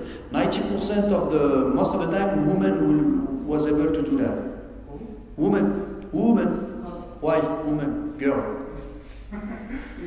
That was the highest level for women to be able to do this, because they needed to come close. You need to come really close from your enemy. And the only one who could do this is the woman or a child, because they are innocent. And at that moment, the warrior doesn't sense any killing danger from a woman, from a child. And at the moment when the samurai is okay, everything is cool, and the woman says, oh, you're beautiful, everything is gonna be alright, and the man, and slap. So in other words, you have to be very careful when a woman comes close to you. I'm joking, of course. You should take this as a very good compliment. Thank you very much. My pleasure. Yes, and a question over there?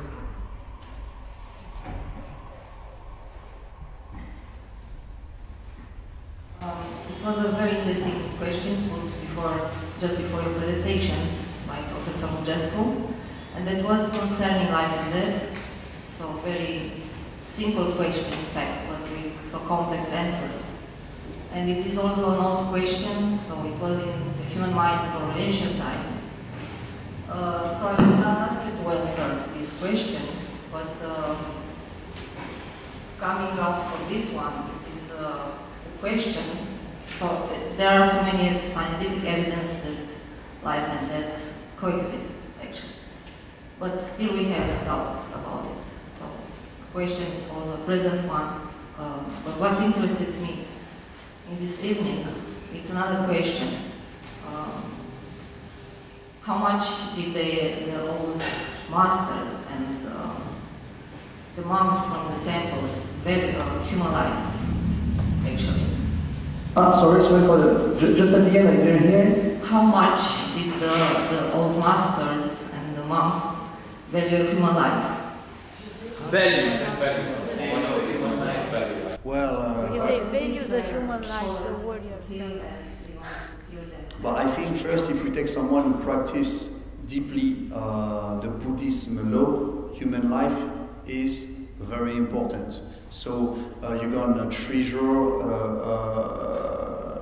animal, insect, nature, even in Shinto, trees, the kami is everywhere. So here automatically you have already a philosophy, a way of looking life, a vision of life that really treasure life. So there is a certain kind of value, a high value. This is for the monk and the Buddhism. Now for the warrior, you know, I think they treasure the only value they have is their value. Yeah, I'm thinking that, okay, so many ancient beliefs, they actually believe in life after death. Yes, yes. Just to come back to what you said about life and death, in classical martial art you have this aspect called as kasatsu jizai. Katsu in Japanese means to revive, to reanimate, and satsu means to kill. So there is this idea that if you can kill, you can heal. If you can hurt, you can help. During the Edo area, beginning of 16th century, most of the masters, they used to use as reference things you have in Confucianism in the way, is that the weapon is evil, weapon is bad.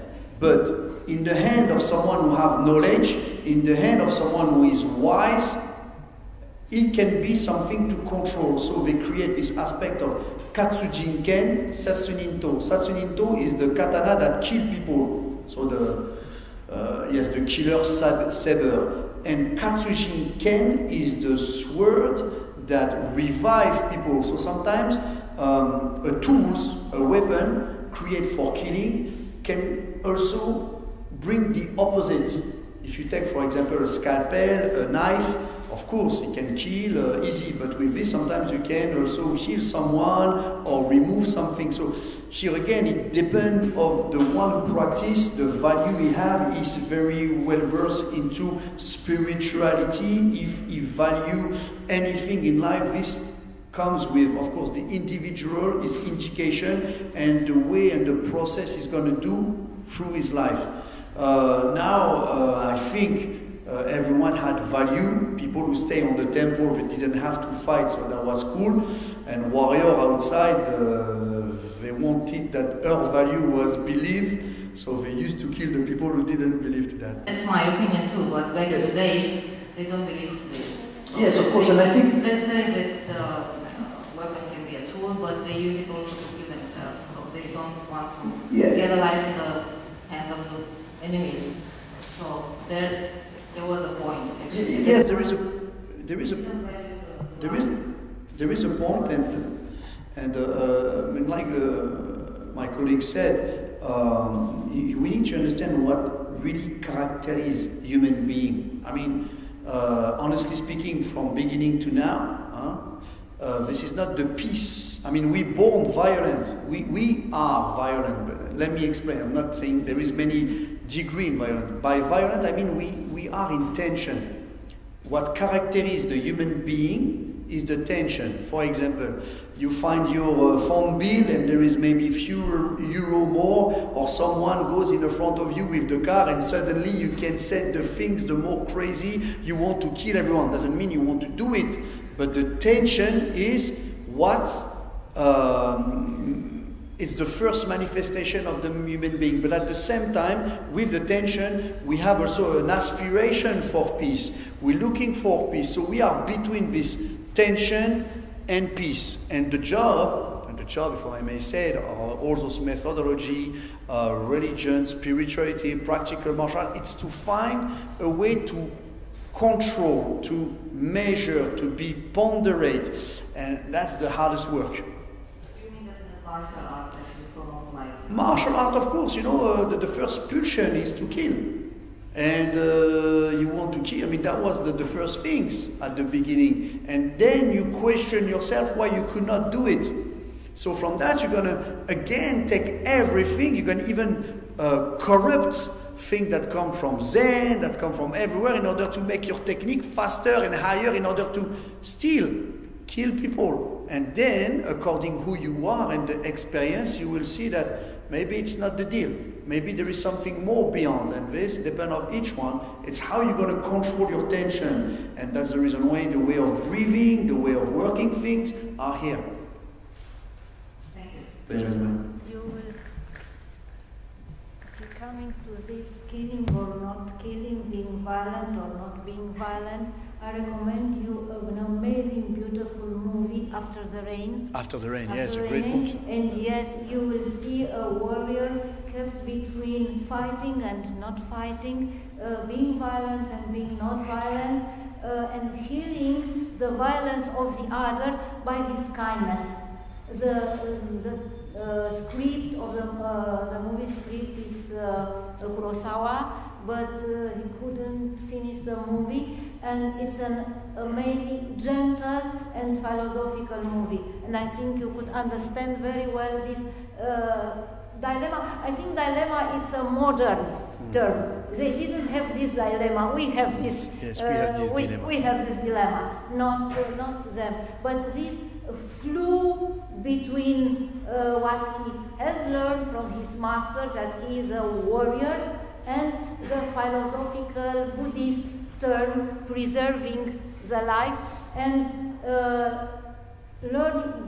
teaching the other to learn to accept that, to preserve the life.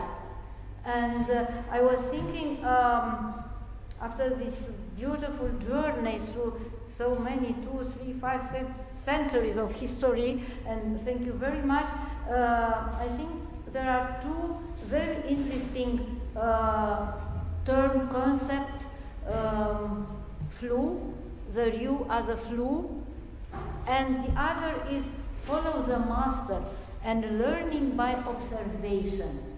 It's very different from our Occidental didactical perspective. We always expect that the master teach us and learn and say do that and do so, and here observe the master. So thank you very much for these two points that were very important for me. There is one thing about this, just I would like to, for all of you. I mean, most of you here knows, of course, Leonardo da Vinci, and when you study a little bit the man, you're going to see there is a lot of things.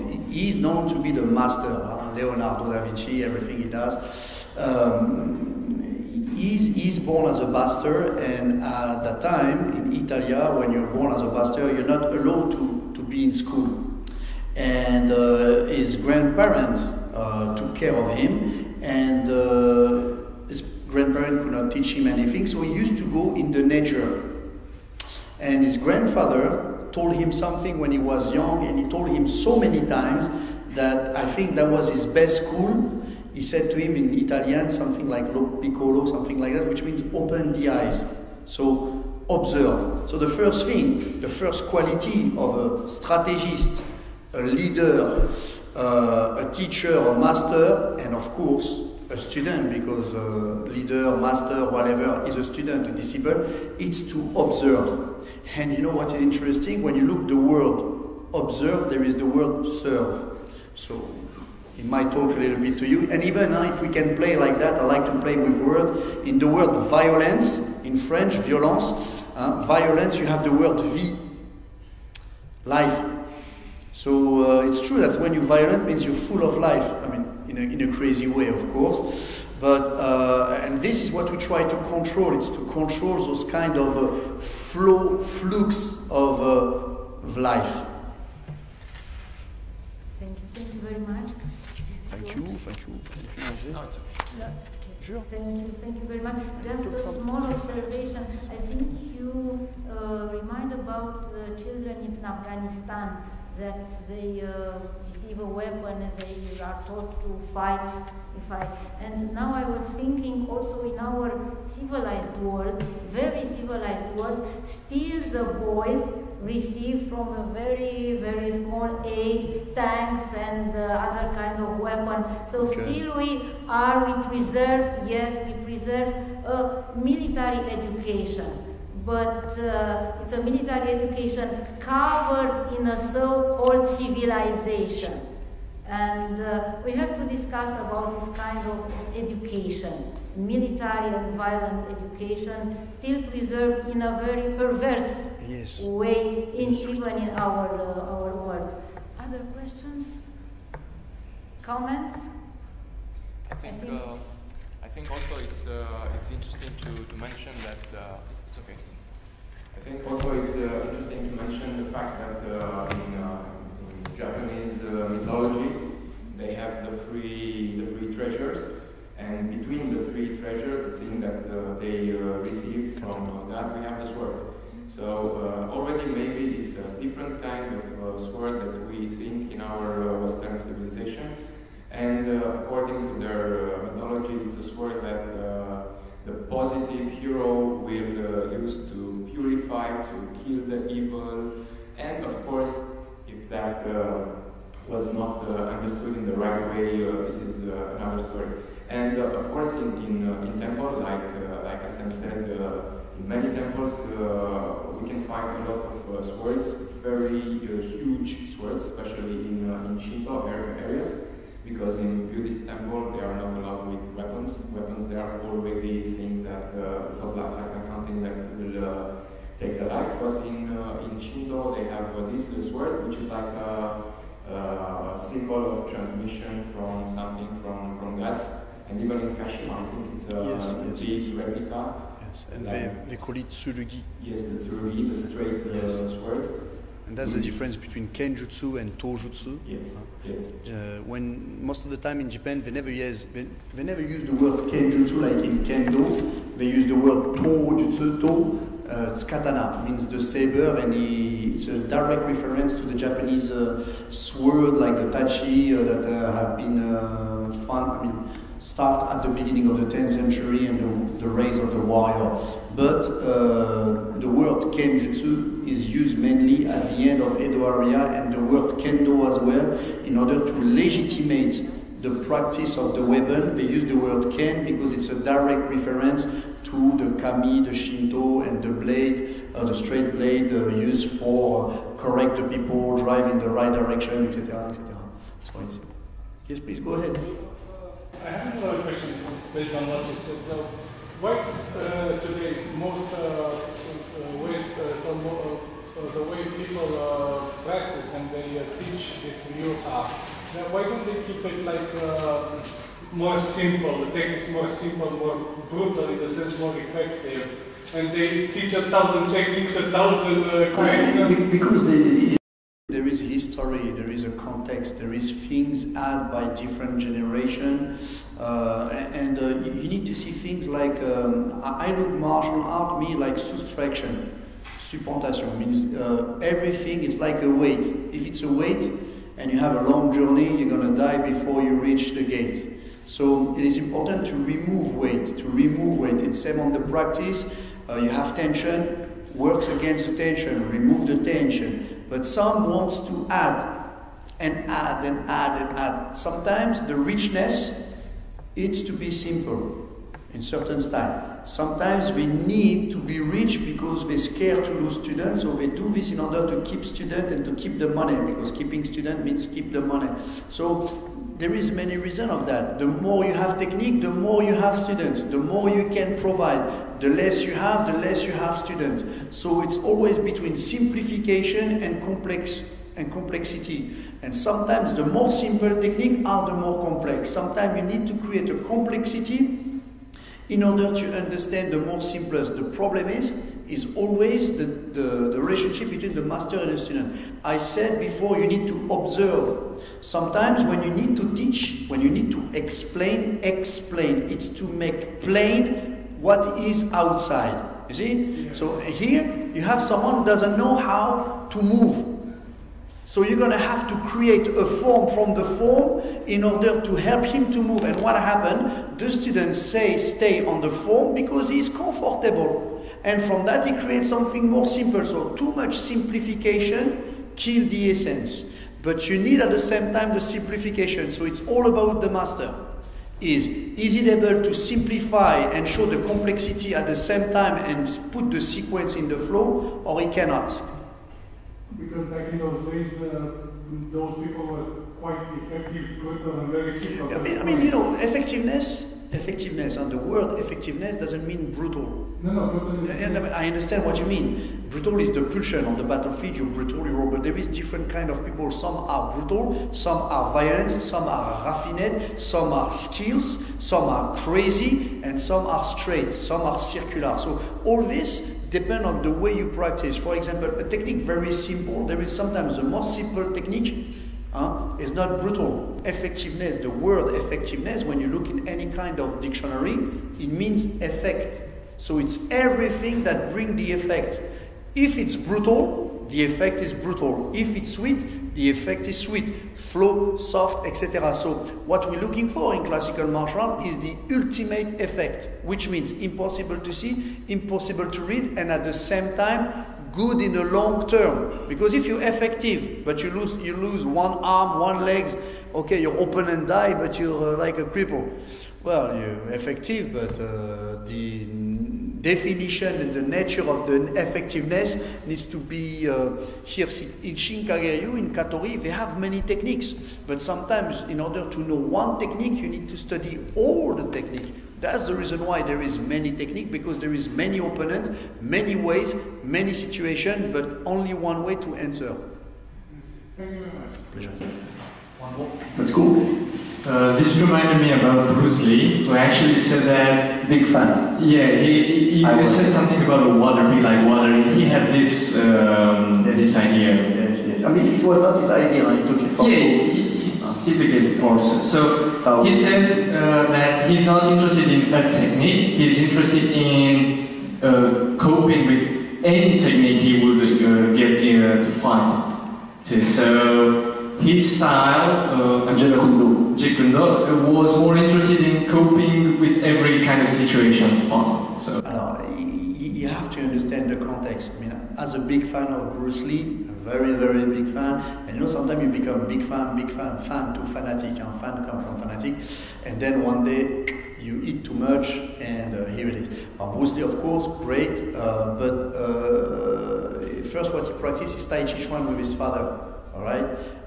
And then he learned a little bit of Wing Chun. Some people said he didn't have the level. Then when he came in America, he has to face very strong people, and that's a very important aspect. When they talk about Yip Man was a great master, or that Japanese master was a great master, or very good, yes, it was Chinese against Chinese, Japanese against Japanese. Once you put an African on there, and an American, someone who have different size, different muscle, technique change completely. It doesn't work. That's why you have a lot of teachers who doesn't want to teach to foreigners because they learn faster, especially something which is based on physical aptitude. You teach, for example, wrestling to someone who is very strong and carry a tree and things like that. Wrestling is easy, all right? You teach to boxing someone when he just tried. It's all about the question. So Bruce Lee had a great idea. When he arrived in America, this is where he started to read many books, and he was very fond of Taoism, Confucianism, and mysticism as well, yin and yang, etc., etc. And this aspect of be like the water, be water, my friend, be water, that's the phrase he used with his accent. It's something you find in many classical Ryuha in China, like in Japan, to be fluid and be able to adapt yourself and copy anything. That's a very important aspect. Even in Miyamoto Musashi's book, you find this aspect. The problem is, in an idea is great. It's to be able to do it. Bruce Lee was not really good in weapon. Of course, when you look at nunchaku, is great the way he used the bow, yeah, but that was not the things with a sword. You never used nunchaku against a katana. It's only on movies. In order to be able to create that, now you need to understand that it's the idea. I understand it's great, and what he present on the Jeet Kune Do is great. Problem is, be able to do it. Based on what? On boxing, mixing boxing with a little bit of judo and wrestling. It doesn't work like that. The idea in classical martial art is, yes, But the idea he had was what is at the beginning of MMA, for example, mixed martial art. It's pretty much like this. But taking, for example, Wing Chun to mixed with Brazilian Jiu-Jitsu, it doesn't fit. It doesn't fit. It's a different mind. It's a different mindset. It's for different technique. For example, you practice technique where you are allowed to go in the eyes and take the groin. In Brazilian Jiu-Jitsu, there's no thing where everything is on the ground. You need to put together what can be put together and not put together things which are historically and by purpose completely different. An art of killing cannot be an art of sport. It's very different. The rules are different, the way of using the body is different. Economy of energy, economy of movement, economy of space. This is what classical martial art learn. And this is, of course, this aspect of be the water is. So that's why when people use Bruce Lee, yes, but we need to see the range of the idea here. So how would you act in order to let's say fight against someone who you don't know anything about? Like you don't know his technique, you don't know anything about it, but you should be prepared to face him. Yes, so this is my question. How would you be prepared? Yes, you have to be patient. You have to wait. The first thing you learn, yes. For his first move? Of course. You have to wait, and then your capacity to adapt. That's why you need to study and learn a lot. If you want to be prepared, well, first you never prepare. You have to understand that. You never prepare for the real fight, you never prepare for the problem, you never prepare. Which means you are prepared for sports, all right? There is a competition, you do the things. But for something real, you never prepare. You never prepare because there is always an unknown, an unexpected thing. So it's how practice and teach to your body in order to expect the unexpected. You have to practice and study every day. Every day. And when it happens, your capacity to adapt is what is the key.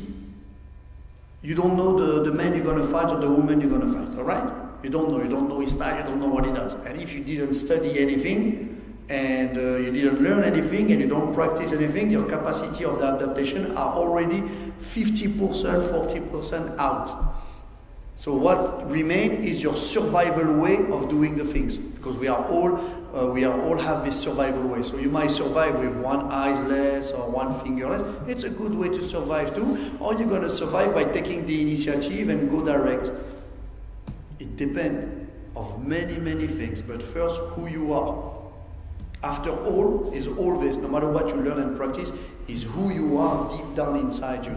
What you know can be the positive value added or the worst.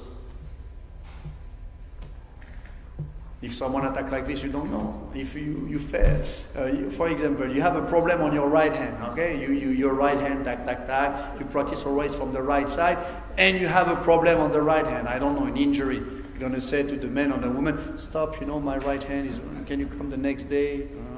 It doesn't work like that. So you're going to have to face. So your instinct inside is going to use everything you gave him, study, knowledge, experience, and something's going to come out.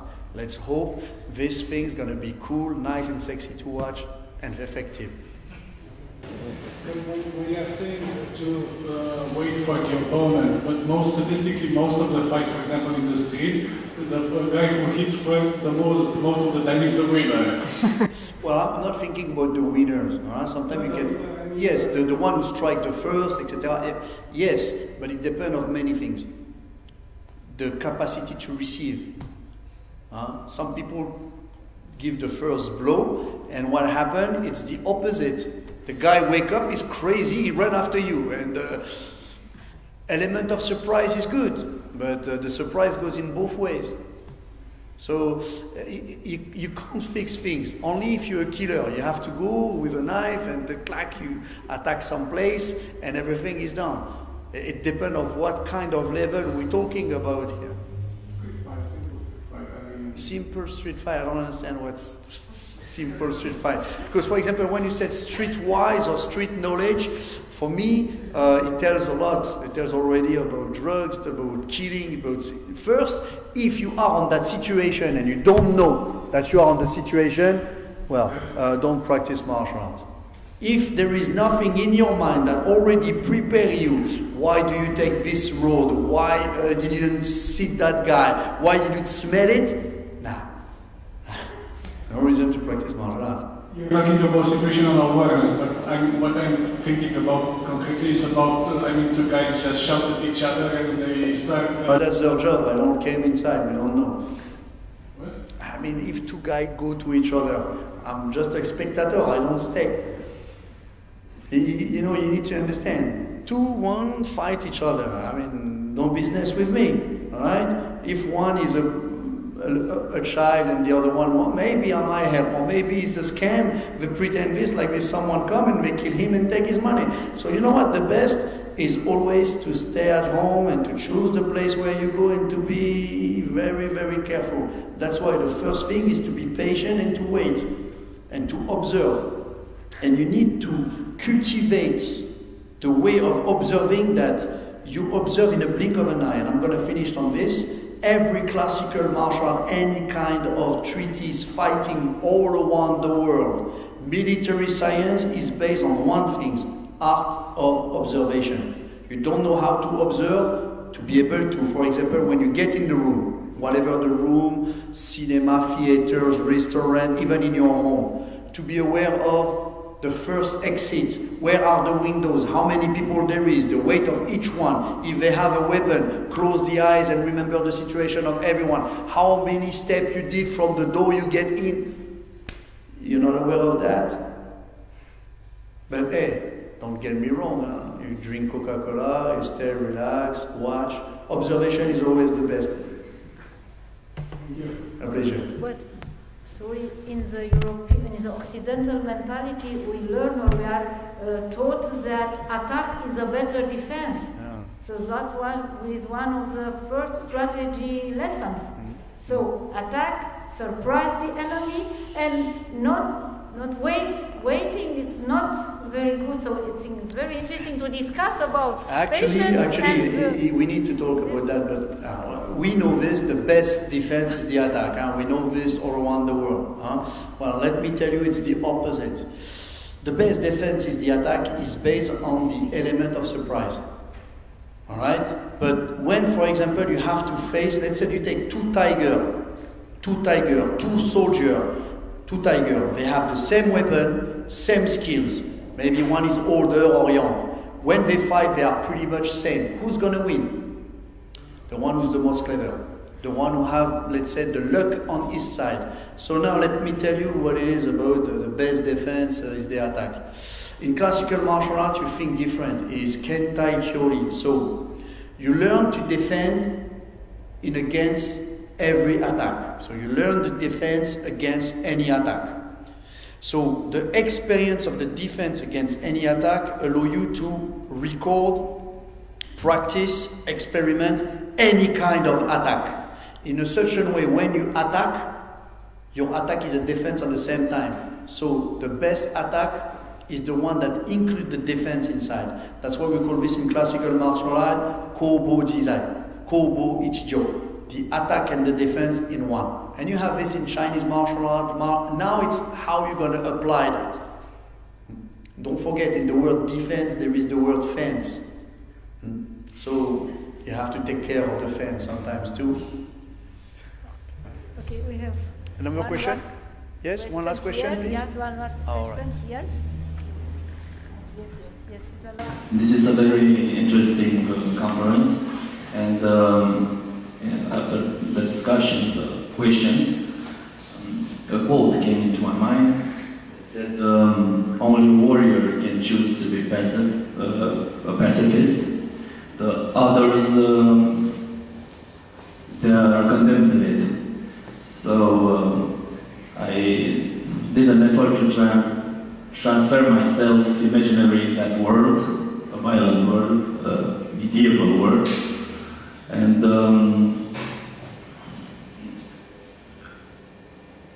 I understand it. So I have a question.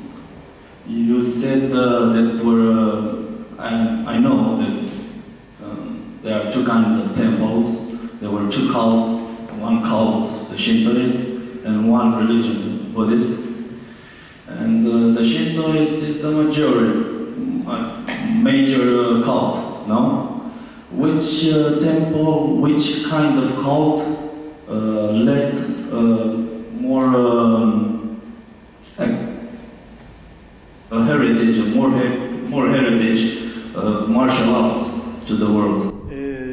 Well, of course, it depends on the period. For example, when Buddhism Zen start to be very developed, the Zen, especially the Rinzai, because you have Soto Zen and Rinzai, the Rinzai, it depends on the monk and it depends also of the one who practice. If, for example, he was educated in a Buddhism Zen family, so automatically is going to believe in the Buddhism Zen only if it changed during his process. If, for example, it's from Mikyo, so everything that is with Kujikiri, etc., it depends also of the area where the family lives or the influence of the master. Now, in Japan, it's a country of syncretism, so where you everything. So they have that kind of thing, the Japanese, to be in balance between the two. It's a little bit difficult for us because we choose. Yes. So I have met one master who died a few months ago, and he's a Japanese Christian, and he have his church, and he's a soke of Itoryu, one of the famous schools. His name is Sazamori, and they are a Christian since 3 generations in his family, Protestant. So what is very interesting, in his church, he have his dojo. And when you open certain door, you have weapon. Imagine weapon in a church. And I talked to him. I mean, Itoryu is known to be influenced by Takuan idea. You have these things, you have the Hokuto Shichisei, you have the Buddhism. He said, yeah, I don't touch that. I'm Christian. Sensei, you don't believe? I believe, I mean, I respect, but no. Jesus, one God. All right? And even in Christianism, we had a combination between the sword and the faith. Yes, the Templars had a similar. Yes, so it's how balanced you are enough to find your way, and which is the doctrine, the spirituality that will touch your heart, and then how it's going to influence you and how you're going to influence your practice. Nowadays, some people are Jewish, Muslim, Christian, athei, agnostic. It depends on who you are. Me, I think if it's a light, it will enlight. If it's a plus, it will be plus. If it's a big, it's going to be worse. Thank you. Sure. Thank you very much for the conference. Thank you very much. Pleasure. Thank you for your questions, and we are waiting for you on the other. Yeah, so, I need to prepare. I invite in your name. I invite Dr. Kacem Zoughari. Thank you, Kacem. It's enough. To join us for another conference. We hope very soon.